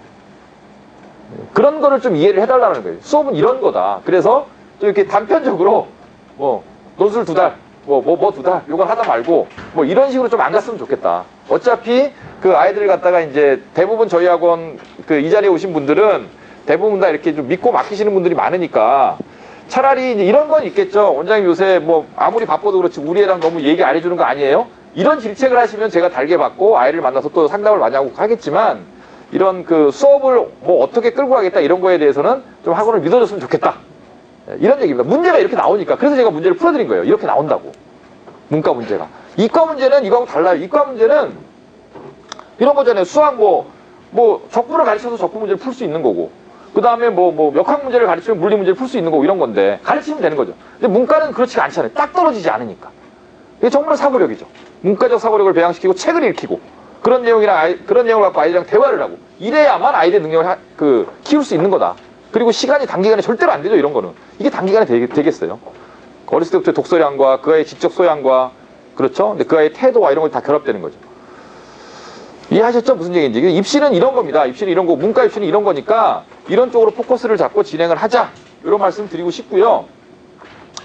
제가 이제 오늘 부모님들 오신 김에 우리 요번에 이제 수연이란 학생이 있는데 지금 뒤에 서 있는데 이 학생이 제가 아주 이뻐하는 학생입니다. 학생인데 이 학생이 장승중학교를 나왔어요. 장승중학교 나서 숭의여고를 졸업을 했는데 내신을 곧잘 했었죠. 곧잘 했어도 사실은 중학교 때 내신을 굉장히 잘하던 아이였는데 고등학교 가면서부터 중학교 때 했던 만큼 못했어요. 왜냐하면 중학교 때 수연이 있는데 미안하지만 내신 공부만 하네요. 그러니까 아까 보통 부모님들이 얘기하는 선행심화 이런 걸 별로 안 하고 학교 공부만 열심히 하거든요. 그래서 고등학교 올라와서는 사실은 그것만 갖고는 안 되죠. 그래서 훨씬 더 깊으니까. 그래서 숭의여고를 갔는데 내신 생각보다 안 나온 거죠. 그래서 얘를 갖다가 이제 그러니까 중3 11월에 예비고일 어머님들 지금 중3 11월 우리 프로그램이 뭐죠? 7주. 예, 여기서 출발했어요. 수연이도 이제 7주 과정부터 출발한 아이입니다.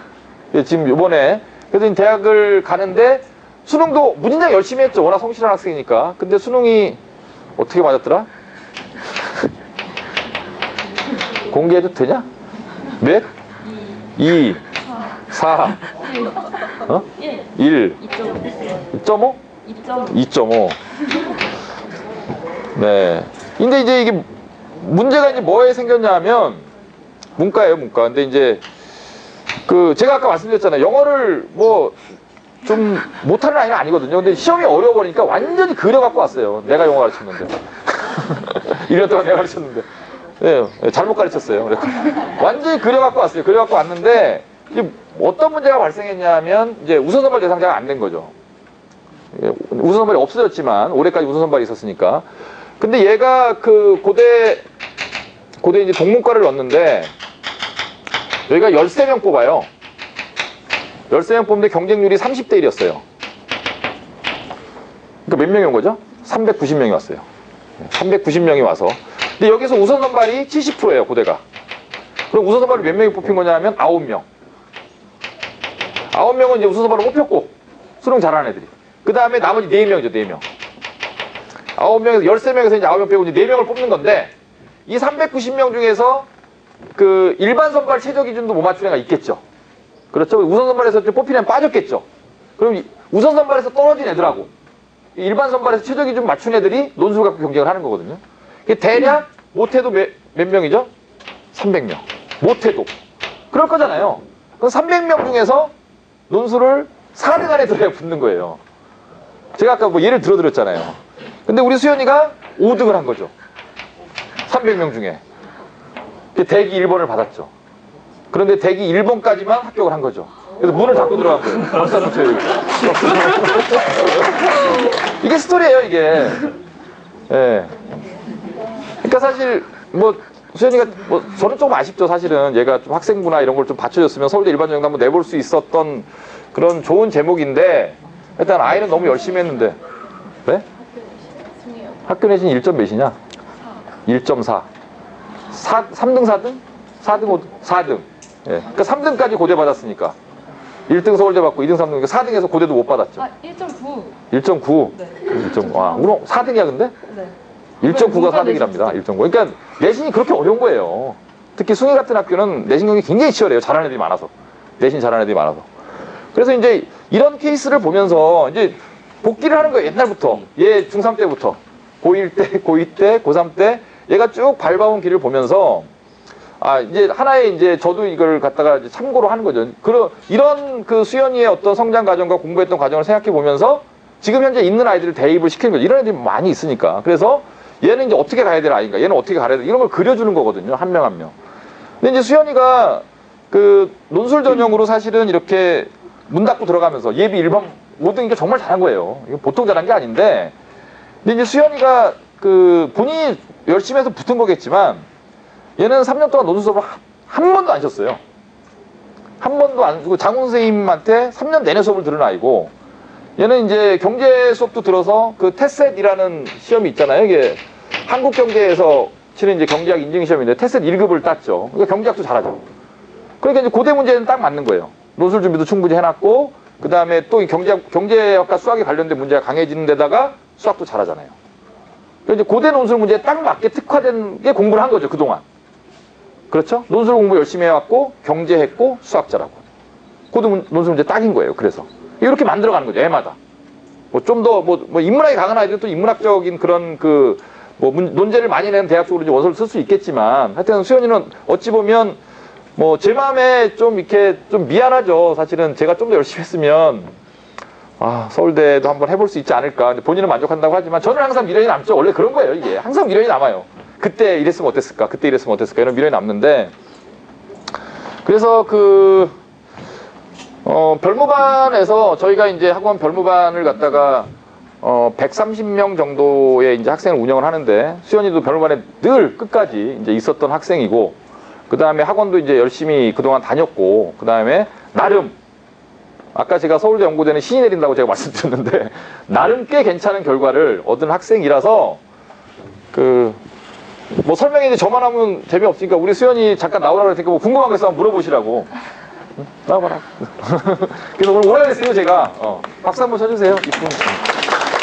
그래서 이제 제가 얘가 이제 나중에 뭐가 될지 모르잖아요. 얘가 나중에 정말 유엔 사무총장이 될지도 아무도 모르는 거예요. 그래서 이렇게 어른들이지만 어른들 앞에서 이렇게 발표도 해보고 얘기도 해보고 이것도 굉장히 큰 경험이에요, 애한테는. 이런 거 다 공부죠. 살아있는 공부죠. 그래서 주제를 제가 진명학원 3년 결산 3년 결산 어땠다? 총평. 두 번째 진명학원 장점이 뭐인 것 같다? 아니 본인이 내가 애마다 다른 거니까 장점. 그 다음에 어떤 선생님이 좋았다? 어떤 선생님이 선생님들이 또 나중에 또 이 얘기 들으시면 섭섭할 수도 있겠지만 학생의 입장에서 왜 좋았다? 그 다음에 이제 별무반 을 비롯한 질의응답 이런 것들이 이제 어떻게 이용했다? 이용법. 이거 관련해서 우리 수연이한테 제가 얘기를 한번 시켜볼 테니까 궁금한 거 있으면 물어보시고, 네, 그렇게 하시면 좋을 것 같을게요. 그냥 들고 해도 되죠? 들고 해도 돼. 저희 엄마도 여기에서 설명회 들으시고 이제 저도 다니게 됐는데 일단 여기서 저는 여기 한학원에서 다 할 수 있으니까, 그리고 좀 만약 국어 질문 하다가도 국어 공부하다가도 국어 질문이 생각나면 바로 질문하러 갈 수가 있잖아요. 7층 선생님들 다 계시니까. 그런 점이 제일 제가 3년 다니면서 좋았던 것 같고, 그리고 여기에 계속 8층 별무반을 쓰다 보면은 그 애들하고 계속 친해져요. 학교 애들도 반에서 친해지는 것처럼 진명도 되게 학교 같은 학원이어서 되게 친해져서, 그게 너무 친해지면 좀 독이 될 수도 있는데 적당히 이렇게 친해지면서 하면 잘 뭔가 추억도 쌓으면서 공부도 할 수 있는 그런 좋았던 게 있는 것 같고요.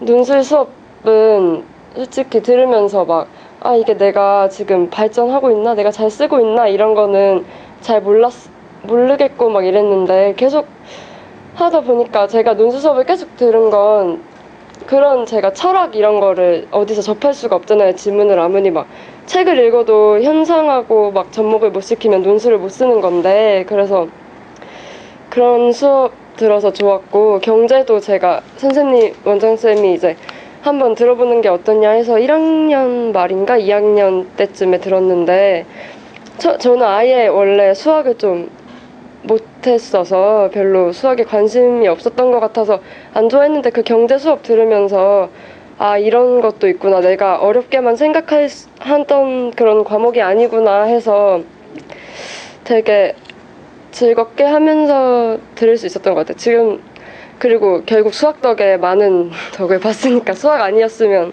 못 갔으니까 대학을. 그래서 그렇게 얘 수학 못하니까 경제는 안 돼 이런 거가 아니어도 수학 한번 경제 들으니까 수학도 한번 해볼 만한데 하고서 이럴 수 있었던 것 같아서 그냥 다양한 걸 접할 수 있게 해줬던 것 같아서 진명을 다녔던 게 잘한 선택이었다 이런 생각이 들었던 것 같아요. 그리고 그게 다 장점이고 선생님은 다 좋으신데 제가 특히 좋았던 분은 국어 선생님, 근데 이름을 말해도 국어에 정혜양 선생님 계신데 그 선생님 되게 막 정이 진짜 많으셔서 되게 잘 챙겨주시고 맛있는 것도 많이 사주시고 막 뭐가 막 안 될 때 가서 솔직히 학교 문제를 학교 선생님한테 막 상담하긴 그러니까 그런 거를 학원 선생님들하고도 같이 고민 상담할 수 있어서 좋았고 또 저쪽에 계시는데 위강 선생님도 저희 때는 별무반도 담당하시면서 수학도 막 해주시고 이러셨거든요. 그래서 막 되게 무서우신데 알고 보면 따뜻하신 분이라서 되게 막 친해질 수 있어서 좋았던 것 같고 또 논술할 때는 첨삭해주시는 선생님이 따로 계셔요. 근데 그 선생님이 되게 하나하나 비교과도 다 봐주시고 그러셔서 되게 좋았고 수학은 박동현 선생님이라고 계시는데 저희 때 고3을 맡아주셔서 되게 정말 하나하나 막 제가 고3 때 되게 소심하고 막 그래서 불안하고 걱정 많아서 많이 울었는데 울면서 상담할 때 되게 잘 될 거라고 다독여 주셔서 진짜 다 제가 생각하기에 3년 동안 공부하면서 제일 중요한 건 진짜 마인드 컨트롤이 제일 중요한 것 같아요. 아무리 막 잘해도 3학년 때 제가 내신이 다 망했거든요. 그래서 3학년 때 망하면 다 필요가 없는 건데 그런 불안감을 다 이겨내고 난 될 수 있다, 할 수 있다 해주시는 그런 좋은 선생님을 많이 만난 것 같아서 좋았어요. 그리고 막 원장쌤도 6층에 맨날 계시니까 뭘 할 때 이거 해도 돼요? 하지 말까요? 이런 걸 해서 시간도 낭비하지 않을 수 있어서 좋은 것 같았어요. 여기까지가 저의 3년 동안 다닌 소감입니다. 공용이긴 한데 남자 책상하고 여자 책상이 아예 따로 있어요. 네. 딱히 학원 다니면은 애들이 남자로 보이지는 않아요. 그냥 거의 다녀보시면 별로 연애하고 싶은 애가 없다. 그냥 다 친구다 이렇게 그런 게. 경제나 논술이 얼마나 도움이 됐는지. 지금 생각해보면 경제는 제가 진짜 수학을 정말 못했어서 지금도 그렇게 잘하는 것 같진 않은데 진짜 못했는데 경제 수업 들으면서 저는 절대 경영학과 경제학과를 생각해본 적이 없는데 되게 진짜 경제로는 우리 모든 현상이 다 막 설명이 되고 이런 게 너무 신기해서 좋았던 것 같아요. 그냥 논술도 딱 이만큼 이렇게 뭐가 눈에 보이진 않는데 당연히 상식적으로 이 정도 뭔가 사람이 된 기분? 그러니까 막 이과 애들은 좀 막 산업공상 막 이런 거 모르는 애들도 있었는데 되게 잘하는데 이과 1등인데 막 산업공상 이런 거 막 모르고 이래서 진짜 깜짝 놀랐던 일이 많은데 그래도 경제랑 논술 이런 거 들으면 신문을 봐도 이거 내가 좀 봤던 건데 하면서 그런 게 있으니까 아는 만큼 보인다. 이게 진짜 좋은 거. 논술의 방향을 몇 %나 이제 답하고 방향 사이에 몇 %나 그 논술에서 배울 수 있는지 답이 있는 것인지 배가. 근데 논술을 듣다 보면 이런 문제는 이런 식으로 쓰는 게 좋은가 하고 이런 계속 듣다 보면 그런 게 조금 생기는 것 같아요. 저 논술을 잘하는 것 같진 않아서 잘 모르겠는데 네 그런 거. 수학을 못했다는데 네. 몇 등급까지 나왔었어요? 수학 최저 등급이? 1학 고등학교 딱 들어가서 내신도 3이고 모의고사도 막 50점 막 이렇게까지 맞았었어요. 진짜 못했어요. 마지막에 근데 수학이 제일 열심히 하면 제일 많이 올라가는 것 같아요. 진짜 숙제 막 진명학원 수학 숙제 많다고 막 그러는데 저도 방학 때마다 50문제씩 맨날 하고 근데 그때 진짜 제일 많이 올렸어요. 1학년에서 2학년 갈 때 진짜 방학 때 50문제씩 막 하면서 조금씩 막 빼기도 막 하고 그랬는데 그래도 진짜 그렇게 열심히 한 만큼 수학은 나오는 것 같아요. 하는 만큼. 뭐 준비했어요? 저희 비교과 딱히 별로 테스트 그거랑 학교 그냥 교내 대회는 영어 말하기 대회 이런 거 다 나가서 대결장이랑 그런 거만 열심히 했어요. 딱히 막 탭스도 준비는 했었는데 잘 못했어요. 이쁘죠? 네. 제가 저런 딸들이 많습니다. 근데 수연이 1학년 때인가 제가 저희 집에 들어가서 와이프 보고 밥 좀 하라 그래서 밥도 한번 같이 먹었었는데 좀 편애했던 학생이죠. 네, 그러면 안 되는데 원래. 네, 또 지연이 형은 또 레이저가 날라오는데. 네, 근데 저는 아이들이랑 이렇게 사석에서 이렇게 자리 가지는 것도 전혀 마다하지 않고, 그 다음에 제 제자가 저희 애도 가르쳐요. 저희 애는 초등학생인데 그냥 엄마가 그 초등학교 때 애들 막 숙제 검사해줘야 되잖아요. 너무 짜증나잖아요, 그게. 말도 안 듣고 슬슬. 그래갖고 이제 제가 데리고 나오면 제 제자들이 아르바이트 하는 애들이 많이 있으니까 야, 네가 좀 가르쳐라 그러면 난 선생님 일 좀 하게. 이렇게 해서 애들이랑 그런 사적인 관계를 맺고, 그 다음에 나중에도 이제 계속 만나게 되죠, 저절로. 그래서 올해 고3 아이들 이제 입시 끝나고 고3 애들 다 이렇게 또 데리고 그 관광버스하나 대절해서 작년에도 갔었는데 고3 MT를 갔었거든요. 고3 MT를 가서 저기 강화도에 있는 펜션 하나를 빌려갖고 학생들이랑 가서 1년 동안 있었던 이야기도 하고 운동도 하고 족구도 같이 하고 재밌죠. 그 다음에 아이들이 이제 어른이 돼가는 과정이니까 그 어른이 돼갈 때 선생님이 또 어른으로서 해줄 수 있는 이야기들이 있으니까 그런 이야기도 하고. 근데 이제 올해 갔을 때는 그 작년 아이들이 와서, 그러니까 작년에 대학 간 애들 있잖아요. 그러니까 지금 현재 대학교 1학년 애들, 걔네들이 한 거의 10명 가까이가 왔어요. 와서 밤에도 막 지들이 버스 타고 오고 막 그래갖고 후배들 만난다고. 그래서 아이들이랑 뭐 밤새워서 얘기하고 울기도 많이 울고.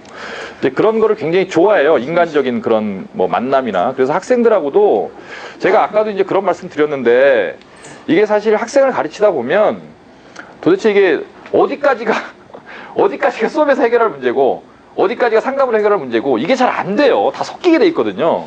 그래서 이제 저희 학원은 이렇게 애들을 많이를 못 하는 거예요. 저는 보통 이렇게 한 학년이 한 70명 이 정도 맞는 것 같아요. 그 정도까지가 딱 맞는 것 같아요. 그걸 넘어가도 사실은 다 모르고 애들을. 그리고 해줄 자신도 없고. 그리고 사실 학원에 이제 별무반이 자리가 이제 130석 이 정도다 보니까 별반 안 쓰는 애들이 전체 토탈 케어라 그러죠. 전체적으로 저희가 전 과목을 다 하는 애들 중에 3분의 1 정도는 별반 안 쓰는 애들, 3분의 2 정도는 별반 쓰는 애들. 그 정도에서 관리되는 게 선생님들이 이렇게 그 아이들 선생님 한 명당 맡을 수 있는 명수가 또 제한이 있으니까 그 정도 딱 좋은 것 같거든요. 그래서 이제 그렇게 가는 게 맞는 것 같고요. 그 다음에 아까 지금 수연이 얘기한 것 중에 수학은 이거는 그냥 희망 고문이 아니고요. 문과는 정말 하면 됩니다.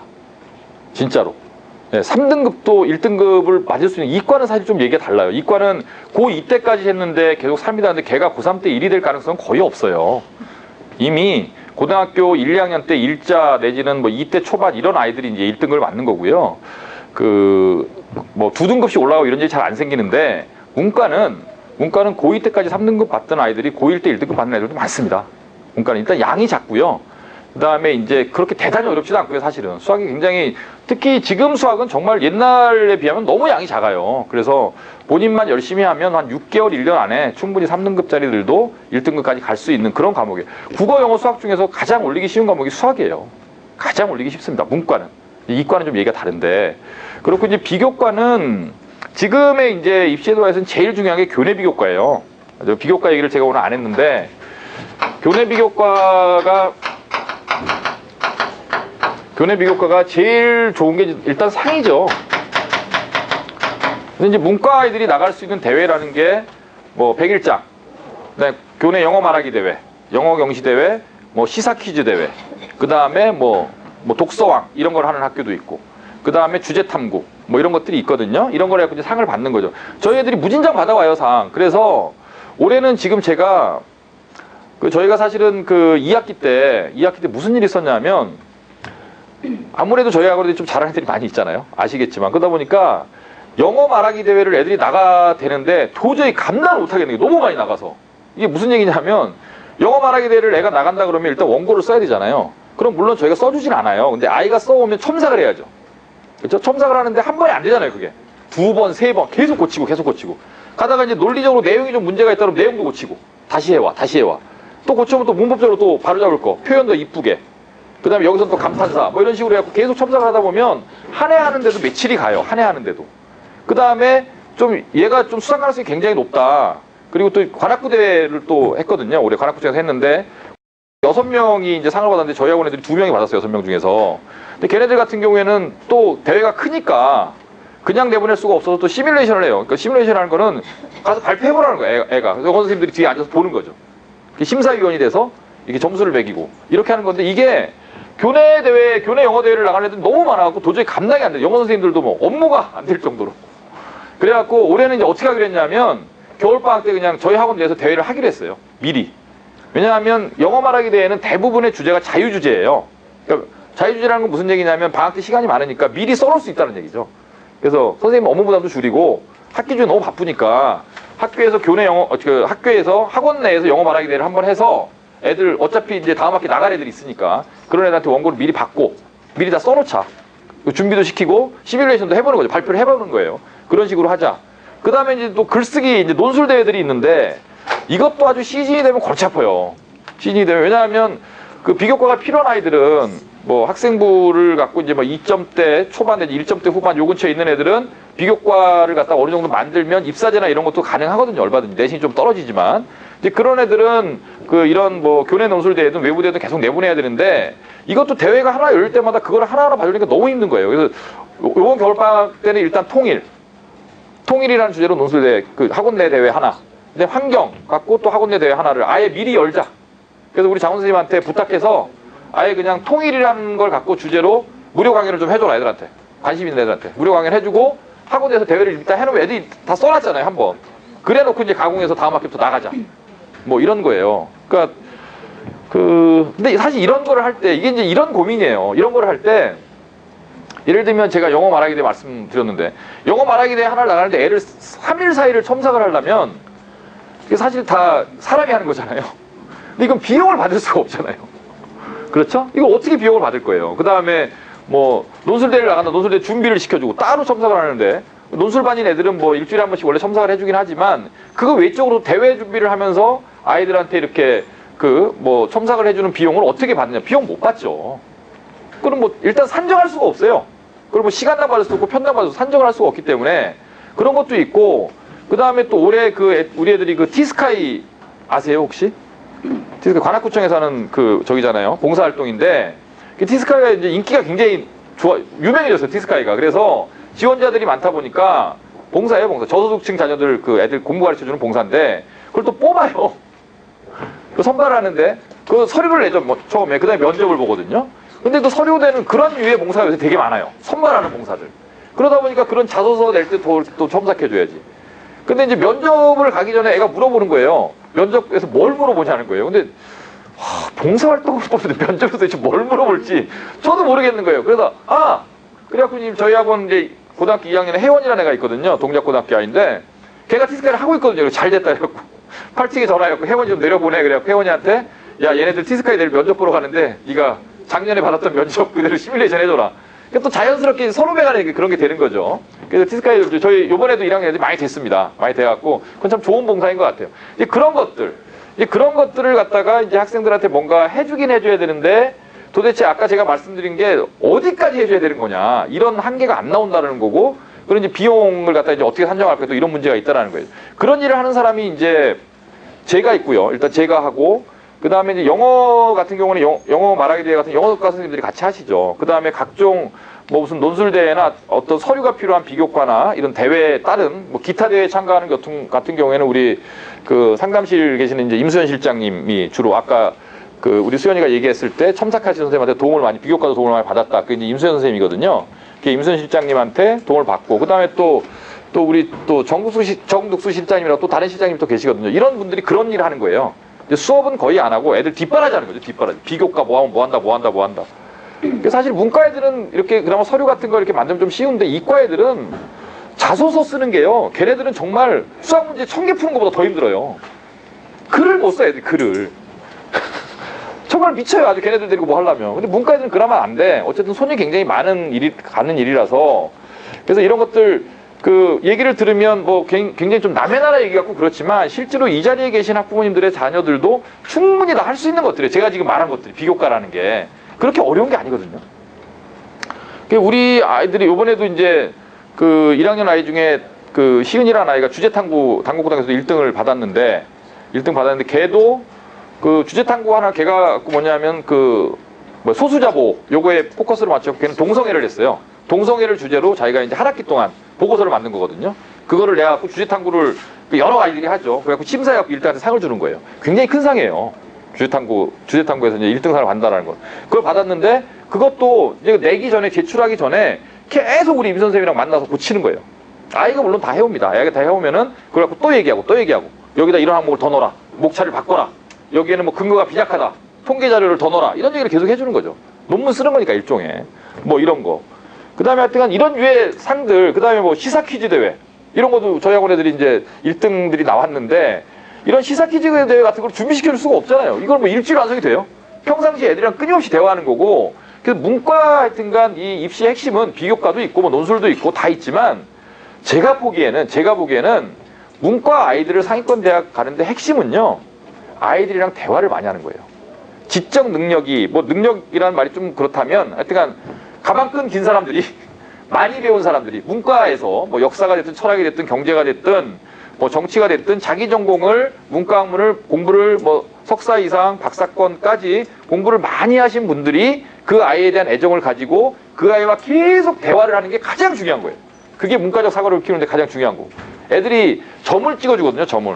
아 이런 것도 있구나. 이렇게도 바라볼 수 있구나. 이런 생각을 하게 만들어주는 것. 이게 사실은 문과 애들 키워나가는 핵심인 거죠.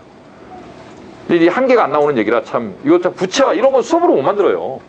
수업을 할 수가 없는 거예요. 뭐 딱 무슨 교양 수업 이런 걸 할 수도 없고 비교과를 위한 뭐 배경지식 수업 이런 걸 할 수도 없고 그냥 학생들이랑 대화하면서 애가 이쁘면 그렇죠? 그래서 제가 지연이한테도 요번에 그 시험 잘 보면 저기 뭐야 낙성대 고깃집에서 내가 고기 사준다 그랬는데 어저께 만났는데 얘기를 안 하더라고. 네, 고기를 먹을 점수 못 만났나 영어는 다 맞았다 그러던데. 네.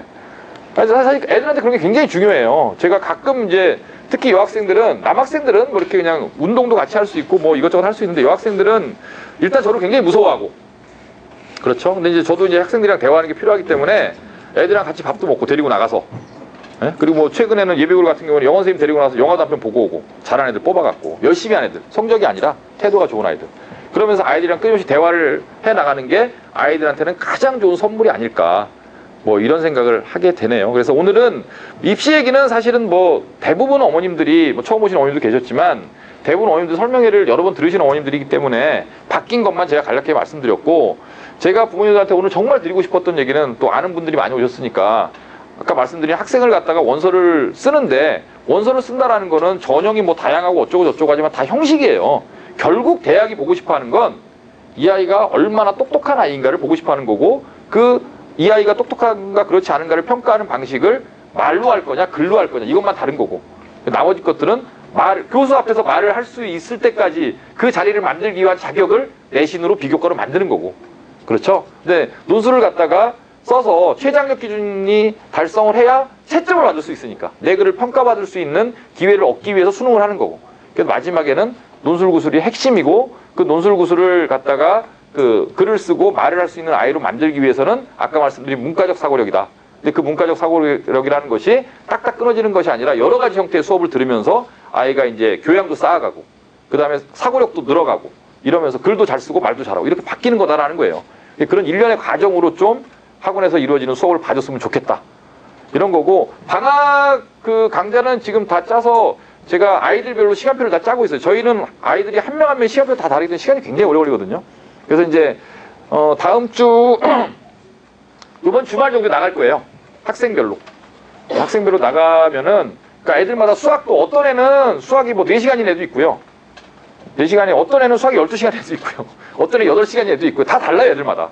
그래서 이제 그게 나가면 그냥 가능하면 좀 이렇게 원장님 왜 이렇게 하냐고 좀 의문 제기하지 마시고 그냥 제가 다 필요해서 하는 거니까 솔직히 말씀드려서 전화를 다 받아서 너무 힘이 들어서 제 딴에는 학생 한 명 한 명 다 맞춰서 짜는 거거든요. 그리고 추천하는 수업 좀 경제적인 부담도 좀 있으시겠지만 방학 때는 또 아이들을 공부시킬 수 있는 절호의 찬스잖아요, 사실. 저희들 입장에서도. 아침부터 이제 뭔가를 해줄 수 있는 절호의 찬스이기 때문에 그 수업, 필요한 수업 있으면 좀 듣게 해주시고 그러면 좋을 것 같고, 예년처럼 겨울방학 때는 이제 그 식사도 점심, 저녁도 학원에서 배식할 거니까 그럼 뭐 강제가 아니니까요. 원하시는 분들만 신청하셔갖고 애들을 내보내면 근데 문제가 생겨요, 꼭. 그래서 저희는 항상 특히 겨울에는 그 춥고 미끄럽고, 예, 그래서 이제 가능하면 이제 학원에서 밥을 먹이자 이런 주의라서, 또 기니까 2달이라 되니까 신청해서 하시고, 다른 이제 상담이나 이런 것들이 이제 사실 제가 이번 주 다음 주가 무진장 바쁘거든요. 그래도 아무리 바빠도 꼭 상담을 올해 안에 해야겠다. 그럼 할 테니까 크리스마스 날도 출근 예정이니까 잡으셔서 상담 신청하시면, 예, 급하신 어머님들은 빨리 이제 상담을 하도록 하겠습니다.